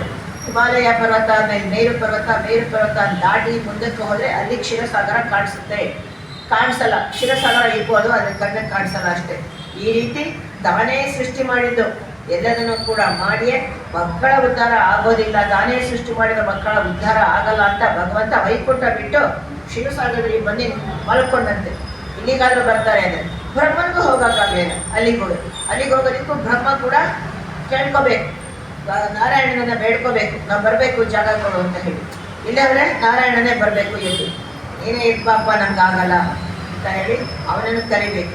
ಈ ರೀತಿ ಭಗವಂತನ ಆ ಕ್ಷೀರಾಬ್ಧಿ ಶಯನನ ಈ ಹಾಡಿನಲ್ಲಿ ಕೇಳಿಕೊಂಡು ಶುಚೀನಿ ಶ್ರಾವಣೀಯಾನಿ, ಎಲ್ಲರೂ ಹೇಳುವ ಒಳ್ಳೆಯ ವಿಷಯಗಳನ್ನು ಮಾತ್ರ ನಾನು ಕೇಳ್ಕೊತೀನಿ. ಶೃಣೋಮೇತ ಧನಂಜಯ ಅಂತ ಹೇಳ್ತಾನೆ. ಶುಚಿಶ್ರವಾಹ ಅಂತ ವಿಷ್ಣು ಸಹಸ್ರನಾಮದಲ್ಲಿ ಹೇಳ್ತೀರ. ಶುಚಿಶ್ರವಾಹ, ಒಳ್ಳೆಯ ಕಿವಿ ಉಳ್ಳವನು. ಹಂಗಂದ್ರೆ ಏನು?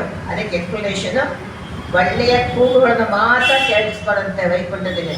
ಕ್ಷೀರಸಾಗರದಲ್ಲಿದ್ದರೂ ಕೂಡ ಕೆಟ್ಟ ಕೂಗುಗಳು ಕೇಳಿಸೋದಿಲ್ವಂತೆ ನಾರಾಯಣನಿಗೆ. ಒಳ್ಳೆಯ ಕೂಗುಗಳು ಮಾತ್ರ ಕೇಳಿಸುತ್ತೆ. ಒಳ್ಳೆಯ ಕೂಗನ್ನು ಮಾತ್ರ ಶುಚೀನಿ ಶ್ರಾವಣೀಯಾನಿ, ಶುಚಿಯಾದ ಮಾತುಗಳು, ಶುಚಿಯಾದ ಮನಸ್ಸು, ಶುದ್ಧವಾದ ಮನಸ್ಸು, ಅವರ ಕೂಗು ಮಾತ್ರ ನನಗೆ ಕೇಳಿಸುತ್ತೆ. ಹಿಂದೆ ಇರೋದು ಯಾವುದು ಎಲ್ಲ ಕೇಳಿಸೋದಿಲ್ಲ. ಪಾರ್ಕರಲ್ಲುಳ್ಳ ಪೈಯತ್ತು ಇಂದ್ರ ಪರಮನ್ ನಡಿಪಾಡಿ. ಏನು ಮಾಡ್ಬೇಕು ನಾವೆಲ್ಲ ಈಗ ಅಂತ ಫ್ರೆಂಡ್ಸ್ ಎಲ್ಲ ಹೇಳ್ತಾರೆ. ಪಾರ್ಕರಲ್ಲುಳ್ ಪೈಯತ್ತು ಇಂದ್ರ ಪರಮನ್ ನಡಿಪಾಡಿ, ಗಡಲಿನಲ್ಲಿ ಮಲಗಿರುವಂತಹ ಆ ನಾರಾಯಣನ ಹಾಡಿ ಪಾಡೋಣ, ಅವನನ್ನ ಒಲಿಸ್ಕೊಳ್ಳೋಣ. ಪರಮನ್ ಅಂದ್ರೆ ಇನ್ನೊಂದು ಅರ್ಥ ರಕ್ಷಕನ್, ಅವನೇ ನಮ್ಮ ರಕ್ಷಕನ್. ಅವನ ಗುಣಗಳು, ಅವನನ್ನ ಹಾಡಿ ಪಾಡಿ ಅವನನ್ನೇ ಬಳಸ್ಕೊಳ್ಬೇಕು. ಸಭೆಯೋ ಬೋಧಿತ ಶ್ರೀಮಾನ್ ಸುಖ ಸುಪ್ತ ಪರಂತಪಃ. ಅಯ್ಯೋ ಅವನೇನೋ ಸುಮ್ಮನೆ ಮಲಗಿರ್ತಾನೆ ಯಾವಾಗಲೂ. ಭಗವಂತ ಮಲಗಿರುವುದು ಯೋಗ ನಿದ್ದೆಯಲ್ಲಿ. ಪ್ರಪಂಚದಲ್ಲಿ ಯಾವ್ಯಾವ ಕಾರ್ನಲ್ಲಿ ಯಾವ್ಯಾವ ಇಂಚಿನಲ್ಲಿ ಏನೇನು ನಡೀತಾ ಇದೆ ಅಂತ ತಿಳ್ಕೊಳ್ಳೋನು ಅವನೊಬ್ಬನೇ ಒಬ್ಬ. ಅವನಿಗೆಲ್ಲಾನು ಗೊತ್ತಾಗುತ್ತೆ. ನಾವು ತಿರುಪವ ಹೇಳ್ತಿರೋದು ಅವನಲ್ಲಿ ಓದ್ತಾ ಇರ್ತಾನೆ, ಅದು ಗೊತ್ತಿಲ್ಲ. ಇಲ್ಲಿ ಕೇಳಿಸ್ಕೊಂಡು ಇಷ್ಟು ಜನ ಕೂತಿದ್ದಾರೆ, ಇವಷ್ಟು ಜನಕ್ಕೂ ಮೋಕ್ಷ ಉಂಟು ಅಂತ ಅದೇ ಡಿಸೈಡ್ ಮಾಡ್ತಾರೆ. ಹೀಗೆ ಈ ರೀತಿ ಭಗವಂತನ ಅವನನ್ನ ಹಾಡಿ ಪಾಡಿ, ಅಂತಹ ಭಗವಂತನನ್ನ ನಾವು ಹಾಡೋಣ. ಪರಮನ್ ಅಡಿಪಾಡಿ, ಅದು ಕೆಳಗಡೆಯಿಂದ ಕಾಲಿನಿಂದ ತಲೆಯವರೆಗೂ ಹಾಡಬೇಕು ಭಗವಂತನನ್ನ. ಆ ರೀತಿ ಹಾಡಿ ಅವನ ಸಂಕೀರ್ತನವನ್ನು ಆರಂಭಿಸಿ ಅವನನ್ನ ಹಾಡಿ ಶೂರ್ಪಣೆ ಕೈ ಹಿಡ್ಕೊಂಡು ಬಂದು, ಕಾಲು ಹಿಡ್ಕೊಂಡಿದ್ರು ಬದುಕ್ತಾ ಇಲ್ಲೋ ಏನೋ, ಕೈ ಹಿಡ್ಕೊಳಕ್ ಬಂದು ಅದಕ್ಕೆ ಸತ್ಲು. ಅವನ ಕಾಲಿಂದಲ್ಲ, ಅವನ ಶರಣಾಗತಿ ಆದವರೆಲ್ಲ ಕೂಡ ಚೆನ್ನಾಗಿ ಬದುಕಿದ್ದಾರೆ. ಹಾಗೆ ಭಗವಂತನ ಅನೇಕ ರೂಪಗಳು, ಅನೇಕ ಥರ, ಎಲ್ಲೆಲ್ಲಿ ಇರ್ತಾನೆ ಅವನು, ಎಲ್ಲೆಲ್ಲಿ ಹೋಗ್ತಾರೆ. ಜಯದೇವನು ಹೇಳ್ತಾನಲ್ಲ, ದಿನಮಣಿ ಮಂಡಲ ಮಂಡನ ಭವ ಖಂಡನ ಮುನಿಜನ ಮಾನಸ ಹಂಸ. ಋಷಿ ಮುನಿಗಳ ಮನಸ್ಸಿನಲ್ಲಿ ತೇಲಾಡುವ ಹಂಸ ಅಂತೆ ಭಗವಂತನ ಪಾದಗಳು. ನಾರಾಯಣನ ಶರೀರ ಅವನಕ್ಕೆ ಆ ರೀತಿ ಮನಸ್ಸಿನಲ್ಲಿ ಅವನನ್ನು ನಾವು ಕ್ರಿಯೇಟ್ ಮಾಡ್ಕೋಬೇಕು. ಆ ರೀತಿ ಅವನ ಸುಂದರವಾದ ಉತ್ಸವದಲ್ಲಿ ಕುರತಾಳ್ವನ್ನು ಕೂಡ ತುಂಬ ಚೆನ್ನಾಗಿ ಹೇಳ್ತಾರೆ. ಆಡಿ ಪಾಡಿ ನೈಯಣ್ಣೋ ಪಾಲಣ್ಣೋ, ಈ ವ್ರತದ ಸಮಯದಲ್ಲಿ ಹಾಡಬೇಕು. ಆದರೆ ನಾವೇ ಚಿತ್ತ ಕೂತ್ಕೋಬಾರ್ದು. ನೈಯಣ್ಣೋ ಪಾಲಣ್ಣೋ, ಹಾಲು ಕುಡಿಬಾರ್ದು, ತುಪ್ಪ ತಿನ್ನಬಾರ್ದು. ಹಾಗಾದರೆ ಬೇಡ, ನಮಗೆ ಶರೀರಕ್ಕೆ ಶಕ್ತಿ ಬೇಡವೇ? ಭಗವಂತನನ್ನು ಬೆಳಗ್ಗೆ 3 ಗಂಟೆಗೆ ಹೋಗಿ ಉಚ್ಚರಿಸಬೇಕು ಅಂತಂದರೆ ನಮಗೂ ಶಕ್ತಿ ಬೇಕಲ್ಲ. ಆಗಲ್ಲ. ಅವನಿಗೆ ಅವನಿಗೆ ಕೊಡುವಂತಹ ಪ್ರಸಾದವನ್ನು ತಿಂದು ನಿಮ್ಮ ಶರೀರ ಬೆಳೆಸ್ಕೊಳ್ಳಿ. ನೀವು ಮೊದಲೇ ತಿಂದ್ಬಿಟ್ಟು ಭಗವಂತನಿಗೆ ಕೊಡಬೇಡಿ. ಅವನು ಕೊಡ್ತಾನೆ. ಇವಾಗಂತೂ ಭಗವಂತ ತಿನ್ನೋದಾಗಿದ್ರೆ ಯಾರು ದೇವಸ್ಥಾನಗಳೇ ಕಟ್ತಿರ್ಲಿಲ್ಲ, ಯಾರು ಮನೆ ಪೂಜೆಯನ್ನು ಮಾಡ್ತಿರ್ಲಿಲ್ಲ, ಇದು ಕೊಡ್ತಾ ಇರಲಿಲ್ಲ.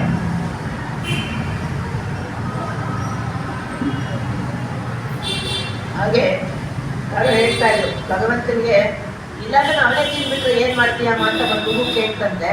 ಅದಕ್ಕೆ ಅವಾಗಲ್ಲೆಲ್ಲ ತರೋದೇ ಇಲ್ಲ ಕಣೋ. ಬಾಳೆಹಣ್ಣು ಅವಾಗ ಭಗವಂತನಿಗೆ ತರೋದಿಲ್ಲ, ಅಂಗಡಿನಲ್ಲಿ ಇಟ್ಕೊಂಡ್ಬಿಟ್ಟು ಅಲ್ಲೇ ತಿಂದ್ಬಿಟ್ಟು ಬಂದ್ಬಿಡಲ್ಲ. ಇಷ್ಟಾದ್ರೆ ಭಗವಂತ ಕೊಡಬೇಕಾಗಿತ್ತು ಅಂದ್ಬಿಟ್ಟು ಅದಕ್ಕೆ ಬೇಡೋದಿಲ್ಲ. ಹಾಗೆ ಉಣ್ಣಂ ಶೇರು ಪಳುಗುನಿ ತಿನ್ನುಂ ಮೆತ್ತಲೆಯ ಮೆನ್ನಂ ಕಣ್ಣನ್ ಅಂತ ಹೇಳಿ ನಮ್ಮಲ್ವಾರು ಹೇಳ್ತಾರೆ. ಉಣ್ಣುಂ ಶೋರು ಪಳುಗುನಿ ತಿನ್ನುಂ ಮೆತ್ತಲೆ ಎಲ್ಲಾಂ ಕಣ್ಣನ್, ಎಲ್ಲವೂ ಭಗವಂತನಿಗೆ ಅರ್ಪಣೆ, ಸಮರ್ಪಣೆ. ಅವನಿಂದ ಅಯ್ಯಯ್ಯೋ, ಹಾಗಾದ್ರೆ ದೇಹವು ಸೊರಗಿ ಹೋಗ್ಬಿಟ್ರೆ ಏನ್ ಮಾಡ್ಬೇಕಪ್ಪ? ಭಗವಂತ ಗುಂಡಾಗಿ ಹಾಕ್ಬಿಡ್ತಾನೆ, ನಾವೆಲ್ಲ ಸಣ್ಣಕ್ಕೆ ಹಾಕ್ಬಿಡ್ತೀವಿ. ಶರೀರ ಮಾಧ್ಯಮ ಖಲು ಧರ್ಮ ಸಾಧನಂ, ಶರೀರವನ್ನು ನೋಡ್ಕೊಳ್ಳೇಬೇಕು, ಧರ್ಮ ಸಾಧನೆ ಆಗಲೇಬೇಕು. ಹಾಗಿದ್ರೇನೆ ನಮಗೆ ಒಳ್ಳೆಯದು. ಧನುರ್ಮಾಸ ಮಾಡೋಕ್ಕೆ ಇದರ ಶಕ್ತಿನೇ ಇರಲ್ಲ. ದಿವ್ಯ ಭೋಗವನ್ನು ಅನುಭವಿಸುವ ಕಾಲದಲ್ಲಿ ಮಾನುಷ್ಯ ಭೋಗಕ್ಕೆ ಆಸೆ ಕೊಡಬೇಡಿ ಅಂತ ಅರ್ಥ.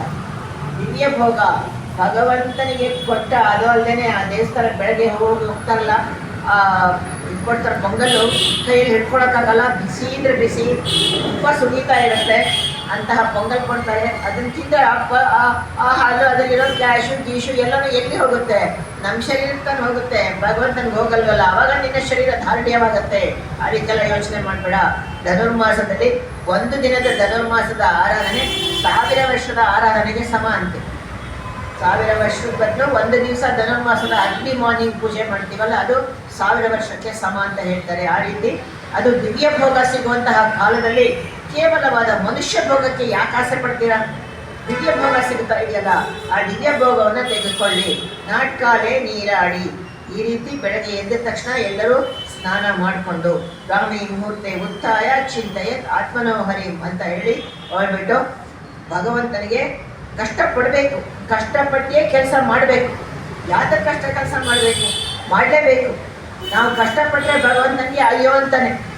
ರಾಮಾಯಣದಲ್ಲಿ 14 ವರ್ಷ ಮಾರ್ಗಳಿ ಮಾಸ ಮಾಡುವನು ಭರತ ಒಬ್ಬನೇ, ಇನ್ಯಾರೂ ಅಲ್ಲ. 14 ವರ್ಷ ಅವನು 3ವರೆಗೆ ಎದ್ದು ಸರಿಯೂ ಅವಗಾಹತೆ, ಸರಿಯೂ ಹೋಗಿ ಆ ಚಳಿನಲ್ಲಿ ಸ್ನಾನ ಮಾಡ್ಕೊಂಡು ಬಂದು ಜನಗಳಿಗೆ ಮುಖ ತೋರಿಸ್ತಿರ್ಲಿಲ್ವಂತೆ ಭರತ.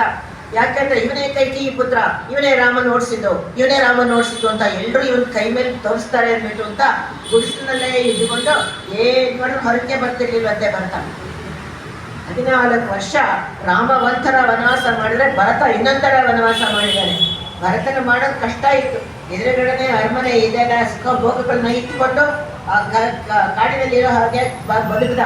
ಆದರೆ ರಾಮಗದೆಲ್ಲ ಏನು ಸಿಕ್ಕಿಲ್ಲ, ಬಲವಂತವಾಗಿ ಅವ್ರು ಅನುಭವಿಸಿದ್ರು ಕಾಡಿನ ವಾಸವನ್ನ. ಇಲ್ಲಿ ತಮ್ಮ ಇಷ್ಟೆಲ್ಲ ಮಾಡಿದಕ್ಕೆ ಏನ್ ಸಿಕ್ತು ಭರತನಿಗೆ? ತಮ್ಮಿನ ಕೈಕೇಯಿ ಪುತ್ರಂ ಭರತಂ ಅದು ಅಂತಾನೆ ಹೇಳ್ತಾನೆ. ಭರತಂ ಧರ್ಮಚಾರಿಣಂ, ತಮ್ಮಿನ ಕೈಕೇಯಿ ಪುತ್ರಂ ಭರತಂ ಧರ್ಮಚಾರಿಣಂ. ವಾಪಸ್ಸು ಬಂದಾಗ, ಅವನು ಅಯೋಧ್ಯೆಗೆ ಬಂದಾಗ ವಸಿಷ್ಠರು ಹೇಳ್ತಾರೆ, ರಾಮ ಹೋಗಿ ಬೇಗ ಸ್ನಾನ ಮಾಡು, ಪಟ್ಟಾಭಿಷೇಕಕ್ಕೆ ಲೇಟ್ ಆಗುತ್ತೆ, ಮಾಡಬೇಕು, ನೀವು ಆತರ ಪಡಬೇಡಿ. ತಮ್ಮಿನ ಕೈಕೇಯಿ ಪುತ್ರಂ ಭರತಂ, ಅದು ಅಲ್ಲದೆ ಧರ್ಮಚಾರಿಣಂ, ಧರ್ಮಚಾರಿಯನ ನನ್ನ ಭರತ. ಆ ಮಗು 14 ವರ್ಷದಿಂದ ನನಗೋಸ್ಕರ ಎಷ್ಟು ಕಷ್ಟಪಟ್ಟಿದೆ ಗುರುಗಳೇ. ಮೊದಲು ಅವನು ಕರ್ಕೊಂಡು ಬನ್ನಿ, ಅವನಿಗೆ ಮೊದಲು ಮಂಗಳ ಸ್ನಾನ, ಅವನಿಗೆಲ್ಲ ಒಡವೆಗೆಲ್ಲ ಹಾಕಿ ಮೊದಲು 4 ಬಾದಾಮಿ ಹಾಲು ಲೋಟದಲ್ಲಿ ನೀರು ಫಸ್ಟ್ ಹಾಲು ಕೊಡಿ ಅವನಿಗೆ. ಅವ್ನು ನೋಡೋಕ್ಕಾಗ್ತಾ ಇಲ್ಲ, ಅದು ಪಂಚರ ಆಗ್ಬಿಟ್ಟಿದಾನಂತೆ, ಅಸ್ಥಿ ಪಂಜರ ಆಗ್ಬಿಟ್ಟಿದ್ದಾನೆ, ಕರಿತನ ಆಗ್ಬಿಟ್ಟಿದ್ದಾನೆ ಭರತ. 14 ವರ್ಷ ಏನು ತಿಂದೇನೇನೆ.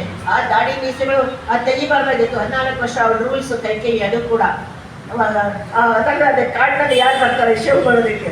ಏನಿಲ್ಲ ಭರತ ಪಟ್ಟದಲ್ಲಿ ಇದ್ಬಿಟ್ಟು ಮಾಡಿದ್ನಿಲ್ಲ ಜುಟ್ಟ ಕೂದಲು ಬೆಳೆಸ್ಕೊಂಡು ಹಾರಿ ಬಂದು ನೋಡೋಕ್ಕಾಗ್ತಾ ಇಲ್ಲ. ನನ್ನ ತಮ್ಮನ ನಾನು ನೋಡೋಕ್ಕೆ ಸಾಧ್ಯನೇ ಇಲ್ಲ. ಅಯ್ಯೋ ಆ ಮಗು, ಆ ಎಳೆ ಮಗು ನನ್ಗೋಸ್ಕರ ಎಷ್ಟು ಕಷ್ಟಪಟ್ಟಿತ್ತು. ಭರತ ಎಷ್ಟು ಕಷ್ಟಪಟ್ಟಿದ್ದಾರೆ 14 ವರ್ಷದಿಂದ. ಗುರುಗಳೇ ಮೊದಲು ಅವನನ್ನು ಕರ್ಕೊಂಡು ಬನ್ನಿ. ಹೇಗೆ ನಮ್ಮ ನಾನೇ ಸ್ನಾನಂ ಬಹುಮತಂ, ನಾನು ಸ್ನಾನನೂ ಬೇಡ, ಪುಟನೂ ಬೇಡ, ಏನೂ ಬೇಡ, ಮೊದಲೆಲ್ಲ ಭಕ್ತರು ಮಾಡಿ. ನಾವು ಕಷ್ಟಪಟ್ಟರೆ ಭಗವಂತ ಅಷ್ಟು ಮರುಗುತ್ತಾನೆ ನಮ್ಮ ಮೇಲೆ ಅನ್ನೋದಕ್ಕೆ ಹೇಳ್ತಾ ಇದ್ದೀನಿ ನಾನು. ನಾವು ಕೂಡ ಭಗವಂತನಿಗಾಗಿ ಕಷ್ಟಪಟ್ಟು ಮಾಡಬೇಕು. ಯಾವ್ದಕ್ಕೆ ಭಗವಂತನಿಗೆ ಕಷ್ಟಪಟ್ಟು ಮಾಡಬೇಕು, ಎಲ್ಲ ಮಾಡ್ಬೇಕಂತ ಕೆಲವರು ಇವತ್ತಿನ ಮಕ್ಕಳಿಗೆ ಸಿಟ್ಟೆ ಬಂದ್ಬಿಡುತ್ತೆ, ಅದೆಲ್ಲ ಕೇಳ್ಬಿಡ್ತಾರೆ. ಅದಕ್ಕೆ ಇದನ್ನು ಹೇಳೋಕ್ಕಾಗುತ್ತೆ ಅವರಿಗೆಲ್ಲ. ತಮ್ಮಿನ ಕೈ ಪುತ್ರ ಭರತಂ ಧರ್ಮಚಾರಿಣ ನಮೇ ಸ್ನಾನಂ ಬಹುಮತಂ ವಸ್ತ್ರಾಣಿ ಆಭರಣಾನಿ ಚ. ವಸ್ತ್ರನೂ ಬೇಡ, ಆಭರಣನೂ ಬೇಡ, ಊಟ ಮದ್ದೆ ಬೇಡ. ಮತ್ತೆ ಭರತನಿಗೆ ಎಲ್ಲ ಮಾಡ್ಕೊಂಡು ಅವ್ನು ಕರ್ಕೊಂಡು ಬಂದು ನನ್ನ ಮುಂದೆ ನಿಲ್ಲಿಸಿ ಅವನನ್ನು ನೋಡಿದ ಮೇಲೆ ನಾನು ತೃಪ್ತಿಯಾಗಿ ಸ್ನಾನಕ್ಕೆ ಹೋಗ್ತೀನಿ. This is what God expects from you. ಅದು ತಾನೇ ನಾವು ಕಷ್ಟಪಡಬೇಕು, ಭಗವಂತನನ್ನು ಒಲಿಸ್ಕೊಳ್ಬೇಕು. ಅಯ್ಯೋ ನನ್ನ ಮಗು ಇಷ್ಟು ಕಷ್ಟಪಡ್ತಾ ಇದೆಯಲ್ಲ ಅಂತ ಹೇಳಿ ಅವನ ಮನಸ್ಸಲ್ಲಿ ತಾನಾಗಿಯೇ ನನ್ನ ಮೇಲೆ ಜ್ಞಾಪಕ ಬರುತ್ತೆ. ನಾವು ಅವನ್ನ ಅಟ್ರಾಕ್ಟ್ ಮಾಡೋದು ಬೇಕಿಲ್ಲ, ನಮ್ಮ ವರ್ತನೆಯಿಂದ ನಾವು ಅವ್ರನ್ನ ಅಟ್ರಾಕ್ಟ್ ಮಾಡಬೇಕು. ಅತ್ಯಂತ ಸುಖ ಸಮೃದ್ಧ ಸುಖೋಪಜ. ಅದು ಏನೋ ಭರತ ತುಂಬ ಸುಖದಿಂದ ಬೆಳೆದವನು. ದಶರಥ ಆದ ಏನ್ ಮಾಡ್ತಾರೆ, ರಾಮ ಲಕ್ಷ್ಮಣನ ಕಷ್ಟಪಡಿಸ್ತಾರೆ ಬೇಕಾದಷ್ಟು. ರಾಜ ಆದವನಿಗೆ ಎಲ್ಲಾ ತರಹ ಕಷ್ಟಗಳನ್ನು ಕೊಡ್ತಾನೆ. ರಾಜನೇ ದಶರಥನೇ ನಿಂತ್ಕೊಂಡು ಕಾಂಪೌಂಡ್ ಮೇಲೆ ಒಂದೇ ಒಂದು ಹೆಜ್ಜೆ ಇಡುವಂತಹ ಕಾಂಪೌಂಡ್ ಮೇಲೆ 100 ಮೈಲಿ ಓಡಬೇಕು. ಅವನು 100 kg ಮೂಟೆ ಹೊತ್ಕೊಂಡು 100 ಮೈಲಿ ಓಡಬೇಕು. ಆ ತರಹ ಮಾಡಿಸ್ತಾ ಇದ್ದಂತೆ ರಾಮನಿಗೆ ದಶರಥ. ಆದ್ರೆ ಭರತನಿಗೆ ಆ ಕಷ್ಟ ಕೊಡ್ತೀನಿ. ಭರತ ಅತ್ಯಂತ ಸುಕುಮಾರ ಸುಖೋಚಿತ, ಸುಕುಮಾರದಿಂದ ಅವನ ಸೌಕುಮಾರದಿಂದ ಬರೆಸಿದಂತೆ ಭರತನನ್ನ. ಅದು ಅಲ್ಲದೆ ಅದನ್ನು ಅಪರರಾತ್ರಿಷು ಸರಯುಮವಗಾಹತೆ. ಅಷ್ಟೊಂದು ಸುಕುಮಾರನಾಗಿ ಬೆಳೆದಂತಹ ಭರತ ಹೇಗೆ ಹೋಗಿ ಸ್ನಾನ ಮಾಡಿ, ಹೇಗೆ ಸರಿಯು ನದಿನ ಸ್ನಾನ ಮಾಡ್ದ. ಅದು ಅಲ್ಲದೆ ತ್ಯಕ್ವಾ ರಾಜ್ಯಂಚ ಮಾನಂಚ, ಅದು ಅಲ್ಲದೆ ಎಲ್ಲದನ್ನು ಬಿಟ್ಟ ತಪಸ್ವಿ ನಿಯತಾಹಾರ ಶೀತೆ ಶೀತೆ ಮಹೀತಲೆ. ಭರತ ಮಲಗ್ತಾ ಇದ್ದಿದ್ದು ಹೇಗೆ, ಅಲ್ಲಿ ಲಕ್ಷ್ಮಣ ರಾಮನಿಗೆ ಸೀತೆಗೆ ಒಂದು ಎಲೆಗಳನ್ನ ಹಾಸಿಯನ್ನಾದ್ರು ಮಾಡಿಕೊಡ್ತಾ ಇದ್ದ. ಇಲ್ಲಿ ಇವನು ತಪಸ್ವಿ ನಿಯತಾಹಾರ ಶೀತೆ ಶೀತೆ ಮಹೀತಲೆ. ಆ ಅಯೋಧ್ಯೆ ನಾರ್ತ್ ಇಂಡಿಯಾ ಹೊರೀತಾ ಇರೋ ಚಳಿನಲ್ಲಿ ಸೀತೆ ಮಹೀತಲೆ, ಅದು ಕೈಯನ್ನ ತಲೆಗೆ ಇಟ್ಕೊಂಡು ತಪಸ್ವಿ ನಿಯತಾಹಾರ, ತಪಸ್ವಿಯಾಗಿದ್ದ. ಇಷ್ಟು ಕಂಟ್ರೋಲ್ ಮಾಡಿ ಊಟ ತಗೊಳ್ತಾ ಇದ್ದ ಭರತ. ಆಮೇಲೆ ಶೀತೆ ಶೀತೆ ಮಹೀತಲೆ, ನೆಲದ ಮೇಲೆ ಏನು ಹಾಸ್ಕೊಳ್ಳಲ್ಲ, ಏನು ಇಲ್ಲ.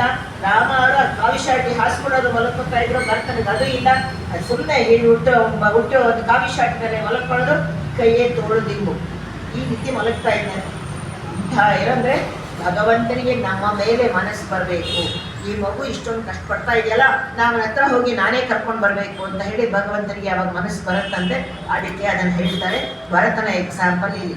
ಒಟ್ಟಲ್ಲಿ ಅಂತ ಭಗವಂತನಿಗೆ ಇರುವಂತಹ ಸೌಶಲ್ಯ ಗುಣ ಅಂತಾರೆ ಇದಕ್ಕೆ. ಬೋಧ ಬಲೈಶ್ವರ್ಯ ವೀರಶಕ್ತಿ ತೇಜಸ್ ಸೌಶಲ್ಯ, 6 ಮೇನ್ ಗುಣಗಳು ಭಗವಂತನಿಗೆ. ತೇಜಸ್ ಸೌಶಲ್ಯ ಗುಣ ಇದು. ತಾನಾಗೆ ನಮ್ಮ ಹತ್ರ ಬರ್ತಾನೆ, ನಾವೇ ಅವನನ್ನು ಕರಿಬೇಕು. ಇಷ್ಟಾದ್ಮೇಲೆ ಮೈ ಇಟ್ಟೆಳೆದೋ ಮಲರೆಟ್ಟು ನಾಮಡಿಯೋ. ನಾವು ಹೆಣ್ಮಕ್ಳು ಬೆಳಗ್ಗೆ ಹಾಕು ದೇವಸ್ಥಾನಕ್ಕೆ ಹೋಗ್ಬೇಕಾದ್ರೆ ತಲೆ ತುಂಬ ಹೂ ಮುಡ್ಕೊಂಡು ಹೋಗ್ಬಾರ್ದು. ಭಗವಂತನಿಗೆ ಮೊದಲು ಹೂವನ್ನು ಸಮರ್ಪಿಸಬೇಕು. ಸಮರ್ಪಿಸಿದ್ರೆ ಮಲರೆಟ್ಟು ನಾಮಡಿಯೋ, ಮೈ ಇಟ್ಟೆಳೆದೋ ಮಲರೆಟ್ಟು ನಾಮಡಿಯೋ. ಕಣ್ಣಿನಲ್ಲಿ ಕಪ್ಪು ಇಟ್ಕೊಳ್ಬಾರ್ದು. ದೇವಸ್ಥಾನಕ್ಕೆ ಬೆಳಗ್ಗೆ ಮಾರ್ಗಳಿ ಮಾಸದ ಇದಕ್ಕೆ ಹೋಗ್ಬೇಕಾದ್ರೆ ಹೂ ಮುಡ್ಕೋಬಾರ್ದು. ಅಲ್ಲಿ ಹೋದ್ಮೇಲೆ ತಮಿಳ್ನಾಡು ಕಡೆಯಲ್ಲಿ ನಾವು ಒಂದ್ಸರಿ ಅದೇ ಟೈಮಲ್ಲಿ ಹೋಗಿದ್ವಿ. ಆಗ ಮುಚ್ಚ ಕೈಯನ್ನ ದೇವರ ತುಪ್ಪದ ದೀಪದಲ್ಲಿ ಕಾಸಕ್ಕಿಟ್ಟಿರ್ತಾರೆ. ಅದು ಕಾಸದಾದ್ಮೇಲೆ ತೀರ್ಥ ಕೊಟ್ಮೇಲೆ ಅದನ್ನೆಲ್ಲ ಬಂದು ಹೆಣ್ಮಕ್ಳು ಮುಂದೆ ಹಿಡಿತಾರೆ, ತಗೊಳ್ಳಿ ಕಣ್ಕಪ್ಪು ಇಟ್ಕೊಳ್ಳಿ ಅಂತ. ಆ ಮಸಿಯನ್ನು ಇಟ್ಟು ಎಲ್ಲರೂ ಕಣ್ಣು ಇಟ್ಕೊತಾರೆ. ಅದು ಭಗವಂತನ ತುಪ್ಪದ ದೀಪದಿಂದ ಬರುವಂತಹ ಹೊಗೆ. ತುಪ್ಪ is very good anyway for everything. ತುಪ್ಪದ ಹೊಗೆ ತುಂಬ ಒಳ್ಳೆಯದು, ಅದರಿಂದ ಇಟ್ಕೊಳ್ತಾ ಇದ್ವಿ. ಅದು ಅಲ್ಲದೆ ಮೈ ಇಟ್ಟನ್ನು ಮಲರಿಟ್ಟು ನಾವುಡಿಯೋ. ಭಗವಂತ ಕೂಡ ಹೂವು, ಮಲರ್ ಅಂದರೆ ಹೂವು. ಭಗವಂತ ಕೊಡುವ ಪ್ರಸಾದವನ್ನು, ಆ ಹೂವನ್ನು ತಲೆನಲ್ಲಿ ಇಟ್ಕೊಂಡು ಬರಬೇಕು. ಅದು ವೆಚ್ಚ ಇಲ್ಲ, ಅದು ಮಾಡಬೇಕು. ಇಲ್ಲಿ ಬೇಡ. ಅದಕ್ಕೆ ಇವಾಗ ನಾವು ಅದನ್ನೆಲ್ಲ ಹಾಕೊಳ್ಳೋದು ಬೇಡ. ಶಯ್ಯಾದನ ಶಯ್ಯಂ ತೀರ್ಕೊಳ್ಳೈ ಚಂದ್ರೋದಂ. ಶಯ್ಯಾದನ ಶಯ್ಯಂ ದೊಡ್ಡವರು ಹೇಳಿದ್ದನ್ನ ಹೇಳಿ ಮಾಡಬಾರ್ದು. ಅವ್ರು ಬೇಡ ಆದಿದ್ದನ್ನು ಮಾಡೋದು ಬೇಡ, ಮಾಡೋದಿದ್ದನ್ನು ಮಾತ್ರ ಮಾಡೋಣ. ಆ ರೀತಿ ಹೇಳ್ಕೊಂಡು ಅದು ಅಲ್ಲದೆ ಈ ರೀತಿ ಒಟ್ಟಿನಲ್ಲಿ ಈ ಗೋಷ್ಠಿಯಲ್ಲಿ ಎಲ್ಲರೂ ಸೇರ್ಕೊಂಡಿದ್ದಾರೆ. ಉತ್ತಮವಾದ ಮಾತುಗಳನ್ನು ಆರಿಸ್ಕೊಳ್ತಾ ಇದ್ದಾರೆ. ಎಲ್ಲವನ್ನು ಕೂಡ ಧರ್ಮದಲ್ಲಿ ಹೇಳುವಂತಹ ತೀರ್ಕೊಳ್ಳೈ ಚಂದ್ರೋದಂ, ಗಾಸಿಪ್ ಅಂತಾರಲ್ಲ, ಅದು ತುಂಬ ಜಾಸ್ತಿ ಅವಾಗಲೆಲ್ಲ ಇನ್ನೂ ತುಂಬ ಹೆಣ್ಮಕ್ಳು ಭಾಳ ಇತ್ತು. ಇವಾಗ ಸ್ವಲ್ಪ ಕೆಲಸಕ್ಕೆ ಹೋಗ್ತಾ ಇರೋದ್ರಿಂದ ಆ ಕಡೆ ಸ್ವಲ್ಪ ಗಮನ ಕಮ್ಮಿ ಆಗಿದೆ. ಅದು ತುಂಬ ಆ ರೀತಿ ಇತ್ತು ಅಂತ. ಹಾಗೆ ಆ ವ್ರತದ ಸಮಯದಲ್ಲಿ ಬೇರೆಯವರಿಗೆ ಮಾತನಾಡಬಾರ್ದು, ಹಿಂದೆ ಅದು ನಿಂದನೆ ಮಾತನಾಡಬಾರ್ದು, ಪೇಯ ಪೆಣ್ಣೆ ಅನ್ನೋ ಮಾತುಗಳನ್ನ ಆಡಬಾರ್ದು, ನಾಯಕ ಪೆಣ್ಬಿಲ್ಲ ಅಂತ ಮಾತ್ರ ಹೇಳಬೇಕು. ಶ್ರೇಷ್ಠರಾದ ಭಾಗವತರೇ ಅಂತ ಹೇಳಿ ಅವ್ರನ್ನ ಕರಿಬೇಕೆ ಹೊತ್ತು ಬೈದು ಕರಿಬಾರ್ದು. ಒಟ್ಟಲ್ಲಿ ಸತ್ಯಂ ಬ್ರೂಯಾತ್ ಪ್ರಿಯಂ ಬ್ರೂಯಾತ್ ನ ಬ್ರೂಯಾತ್ ಸತ್ಯಮ ಪ್ರಿಯಂ. ಸತ್ಯವನ್ನೇ ಹೇಳಬೇಕು, ಪ್ರಿಯವಾದದನ್ನೇ ಹೇಳಬೇಕು, ಅಪ್ರಿಯವಾದ ಸತ್ಯವನ್ನ ಹೇಳಬಾರ್ದು. ಇದು ವಿದುರ ನೀತಿ. ಈ ರೀತಿ ಈಗ ನಯ್ಯಣ್ಣಂ ಪಾಲಣ್ಣಂ ನಾಟ್ಕಾಲೆ ನೀರಾಡಿ ಅಯ್ಯಮಂ ಪಿಚ್ಚೆಯು ಆಂಜನೇಯಂ ಕೈಕಾಟಿ. ಅಯ್ಯಮಂ ಪಿಚ್ಚೆಯು ಬೇಕಾಗೆ ಪ್ರೀತಿಯಿಂದ ದಾನವನ್ನು ಕೊಡಬೇಕು, ಆರ್ತರಾದವರಿಗೆ ದಾನವನ್ನು ಮಾಡಬೇಕು. ದಾತವ್ಯಮಿತಿ ಯದ್ದಾನ ದೀಯತೆ ಅನುಪಕಾರಣೆ ದೇಶೆ ಕಾಲೇ ಚ ಪಾತ್ರೆ ಚ ತದ್ದಾನಂ ಸಾತ್ವಿಕಂ ಸ್ಮೃತಂ. ಯಾವ ತರಹ ದಾನ ಕೊಡಬೇಕು? ದಾತವ್ಯಮಿತಿ ಯದ್ದಾನಂ ದೀಯತೆ ಅನುಪಕಾರಣೆ. ಯಾರು ನಮಗೆ ಏನನ್ನು ಮಾಡಲ್ವೋ ಅಂಥವ್ರಿಗೆ ನಾವು ಕೊಡಬೇಕು. ಅವರಿಂದ ವಾಪಸ್ ನಾಳೆ ಅವರಿಂದ ಕೆಲಸ ಆಗಬೇಕು ಕೊಡಬೇಡ ಅಂತ ಹೇಳಿ ಮಾಡೋದಲ್ಲ. ಅವರಿಂದ ಏನು ನಾವು ಕೆಲಸ ಮಾಡಿಸ್ಕೋಬಾರ್ದು. ಅವಾಗ ಆ ದಾನಕ್ಕೆ ಬೆಲೆ ಉಂಟು. ಅವನ ಹತ್ರ ಕೆಲಸ ಮಾಡಿಸ್ಕೊಡೋದು ಅಲ್ಲಿ ನಾನೇ ಹೊಟ್ಟೋಯ್ತು, ಅದು ವ್ಯಾಲ್ಯೂ ಇಲ್ಲ. ಆ ರೀತಿ ಮಾಡಬಾರ್ದು. ಅದು ಸರ್ವಾಣಿ ಧರ್ಮಚಾರಾಣಿ ಸಾಪಾಯಾಣಿ ಕಲಿಯುಗೆ. ಕಲಿಯುಗದಲ್ಲಿ ಯಾವುದೇ ಒಳ್ಳೆ ಕೆಲಸ ಮಾಡಿದ್ರು ಕೂಡ ಅಪಾಯ. ಆದರೆ ಒಂದೇ ಒಂದು ಕೆಲಸ ಮಾಡಿದ್ರೆ ಅಪಾಯ ಇಲ್ಲ, ದಾನ ಮಾಡೋದು. ನೀ ಯಾತಕ್ಕೆ ಕೊಟ್ಟೆ ಅಂತ ಯಾರು ಬಂದು ಕೇಳಲ್ಲ, ನೀ ಯಾತಕ್ಕೆ ಒಂದು ಊಟ ಹಾಕ್ತೆ ಅಂತ ಯಾರು ಬಂದು ಕೇಳಲ್ಲ. ಸೊ ಅದೊಂದು ಅಪಾಯಾಣಿ ಕಲಿಯುಗೆ. ಅನ್ನದಾನಂ ಹರವು ಭಕ್ತಿ ಅನಪಾಯಂ. ಇದು ಎರಡು ಕೂಡ ಅನಪಾಯವಾಗಿದ್ದವು. ಅಪಾಯವಿಲ್ಲದೆ ಇರೋದು ಅನ್ನದಾನ ಹರವು ಭಕ್ತಿ. ಅನ್ನದಾನ ಮಾಡೋದು, ಹರಿಯ ಮೇಲೆ ಇರುವ ಭಕ್ತಿಯನ್ನು ದಾನ ಮಾಡುವುದು. ಇದೆಂದು ಕೂಡ ಈ ರೀತಿ ಹೇಳ್ತಾರೆ. ಎಷ್ಟು ನುಂಡರೆ ಪುಷ್ಟ ಮೈಗಾಗುವುದು, ಜೀರ್ಣಿಸುವುದಷ್ಟೇ ತಾನೇ ನಿಕ್ಕಟ್ಟೆಲ್ಲ ಕಸ. ಎಷ್ಟು ಗಿಟ್ಟೊಡನು ನಿನಗೆ ದಕ್ಕುವುದೆಷ್ಟು ಮುಷ್ಟಿ ಪಿಷ್ಟಗುತ್ತಾನೆ ಎಂದ ಮೇಲೆ ಅತಿ ಚಪಲ ಬೇಕೋ, ಅತಿ ಆಯಾಸ ಬೇಕೋ ಮಂಕುತಿಮ್ಮ. ಇದೀಜೆ ಹೇಳ್ತಾರೆ ಕನ್ನಡದ ಉಪನಿಷತ್ ಅನ್ನಿಸ್ಕೊಳ್ಳೋದು ಮಂಕುತಿಮ್ಮನ ಕಗ್ಗ. ಅದರಲ್ಲಿ ಡಿವಿಜಿಯವರು ಈ ರೀತಿ ಹೇಳ್ತಾರೆ. ಈ ರೀತಿ ದಾನ ಮಾಡಬೇಕು. ಹೇಗೆ ದಾನ ಮಾಡಬೇಕು? ಶ್ರದ್ಧೆಯಾದೇನಂ ಅಶ್ರದ್ಧೆಯ ಅದೇಯಂ ಕ್ರಿಯಾದೇಯಂ ಕ್ರಿಯಾದೇಯಂ ಶ್ರಿಯಾದೇಯಂ. ಕೊಡ್ಬೇಕಾದ್ರೆ ದಾನ ಮಾಡ್ಬೇಕು. ಮತ್ತೆ ಎರಡೆಲ್ಲ ದಾನ ಮಾಡಿ ಅಂತ ಯಾರು ಹೇಳಲ್ಲ. 100 ರೂಪಾಯಿ ಇದೆಯಾ, ಅದನ್ನ 5 ಭಾಗ ಮಾಡಿ, ಅದ್ರಲ್ಲಿ 1 ಭಾಗ ನೀವು ಇಟ್ಕೊಳ್ಳಿ, ಇನ್ನುಳಿದಿದ್ದೆಲ್ಲ ದಾನ ಮಾಡಿ ಹೇಳಿ. ಶ್ರದ್ಧೆಯಾದೇಯಂ, ಕೊಡೋದನ್ನ ಶ್ರದ್ಧೆಯಿಂದ ಕೊಡಬೇಕು, ಪ್ರೀತಿಯಿಂದ ಕೊಡಬೇಕು, ವಿಶ್ವಾಸದಿಂದ ಕೊಡಬೇಕು. ಇದರಿಂದ ಅವ್ರಿಗೆ ಉಪಯೋಗ ಆಗುತ್ತೆ ಅನ್ನೋ ಭಾವನೆಯಿಂದ ಕೊಡಬೇಕು. ಸುಮ್ಮನೆ ಏನೋ ಕೊಡಬೇಕಲ್ಲ ಅಂತ ಕೈಯಿಂದ ಎಸಿಬಾರ್ದು. ಭಿಕ್ಷುಕರು ಕೊಡೋ ಹಾಗೆ ದಾನವನ್ನು ಕೊಡೋದಕ್ಕೂ ಕೂಡ ಒಂದು ಮಿತಿ ಇದೆ. ಅನ್ನದಾನ ಅದು ಅದನ್ನೇ ಅಶ್ರದ್ಧೆಯ ಅದೇಯಂ. ನೀವು ಕೊಡೋಕ್ಕೆ ಇಷ್ಟ ಇಲ್ಲೋ ಅದು ಕೊಡಬೇಡಿ. ಯಾರು ಕೊಡಬೇಡಿ. ನಿಮಗೆ ಕೊಡುತ್ತಾ ಯಾರು ಬಲವಂತ ಮಾಡ್ತಾರೆ? ದಾನ ಮಾಡೋದು ಬಲವಂತ ಮಾಡ್ತಾರೆ ಯಾರಾದ್ರು? ಮಾಡಲ್ಲ. ನಿಮ್ಗೆ ಇಂಟ್ರೆಸ್ಟ್ ಇಲ್ಲರೂ ಕೊಡಬೇಡಿ. ಅಶ್ರದ್ಧೆಯ ಅದೇಯಂ ಶ್ರೀಯಾದೇಯಂ. ನಿಮ್ಗೆ ಎಷ್ಟು ಹಣ ಇದೆಯೋ ಅದರಲ್ಲಿ ಎಷ್ಟು ಭಾಗ ಕೊಡ್ಬೋದು ಅಷ್ಟು ಮಾತ್ರ ಕೊಡಿ. ನೀವು ಹಸುಕೊಂಡು ಕೊಡಿ ಊಟನ ಅಂತ ನಾವು ಯಾರಿಗೂ ಹೇಳಲ್ಲ. ಯಾವ ವೇದನೂ ಹೇಳಲ್ಲ, ಯಾವ ದೇವರು ಹೇಳಲ್ಲ. ನೀವು ಹಸು ಕಂಡು ನೀವು ಕಷ್ಟಪಟ್ಕೊಂಡು ನಿಮಗೆ ಬಟ್ಟೆ ಇರ್ಬೇಕಾದ್ರೆ ಇನ್ನೊಬ್ರು ಬಟ್ಟೆ ಕೊಡ್ತೀನಿ ಉದ್ದತನ ಬೇಡ. ಅಂತಹ ಒಂದು ಕೆಲಸವನ್ನು ಮಾಡಬೇಡಿ. ಕ್ರಿಯಾದೇಯಂ ನಾಚಿಕೆಯಿಂದ ಕೊಡಬೇಕು. ಅಯ್ಯೋ ನನ್ನ ಕೈಯಿಂದ ಆಗೋದು ಇಷ್ಟೇ, ಇಂದ ಭಗವಂತ ಇನ್ನೊಂದು ಸ್ವಲ್ಪ ನೀವು ಜಾಸ್ತಿ ಕೊಟ್ಟರೆ ನಾನು ಸ್ವಲ್ಪ ಜಾಸ್ತಿ ದಾನ ಮಾಡ್ತೀನಪ್ಪ ಅಂತ ಹೇಳಿ ದಾನ ಮಾಡಬೇಕು. ಆ ರೀತಿ ದಾನ ಮಾಡಿ ಒಟ್ಟಲ್ಲಿ ಆ ರೀತಿ ಅಯ್ಯಂ ಪಿಚ್ಚೆಯು ಆಂಜನೇಯಂ ಕೈ ಕಾಟಿ ಉಯ್ಯುಮಾರ್ ಎಣ್ಣಿ ಮುಖಂದೇಲು. ಇನ್ನು 6 ವಿಷಯವನ್ನು ಯೋಚನೆ ಮಾಡಬೇಕು. ಯಾವ್ಯಾವ ವಿಷಯವನ್ನು ಯೋಚನೆ ಮಾಡಬೇಕು? 6 ವಿಷಯವನ್ನು ಯೋಚನೆ ಮಾಡಬೇಕು. ಭಗವಂತನ ಹತ್ರ ಸೇರೋದು ಹೇಗೆ ಅನ್ನೋ ಒಂದು 6 ವಿಷಯವನ್ನು ಯೋಚನೆ ಮಾಡಬೇಕು. ಆ ಪಾಯಿಂಟು ನಾಳೆ ಹೇಳೋಣ. ಇಲ್ಲಿಗೆ ಇದಕ್ಕೆ ಮಂಗಳ. ಸೊ ಚಿಷ್ಟಮಾಲಿಕ ಬಂದ ಗಂಧ ಮಂತ್ರ ಜಿಷ್ಠನೆ ವಿಷ್ಣು ಚಿತ್ತತನೋ ಜಾಯಿ ಗೋದಾಯಿ ನಿತ್ಯ ಮಂಗಳಂ. ಮಾದಶಾ ಕಿಂಚನಂತ್ರಾಣ ಬದ್ಧ ಕಂಕಣ ಪಾಣಿಯೇ ವಿಷ್ಣು ಚಿತ್ತತನೋ ಜಾಯೇ ಗೋದಾಯೇ ನಿತ್ಯ ಮಂಗಳಂ. ಶ್ರೀಮತ್ಯೈ ವಿಷ್ಣು ಚಿತ್ತಾಯೈ ಮನೋನಂದನ ಹೇತರೆ ನಂದನಂದನ ಸುಂದರ್ಯೈ ಗೋದಾಯೈ ನಿತ್ಯ ಮಂಗಳಂ.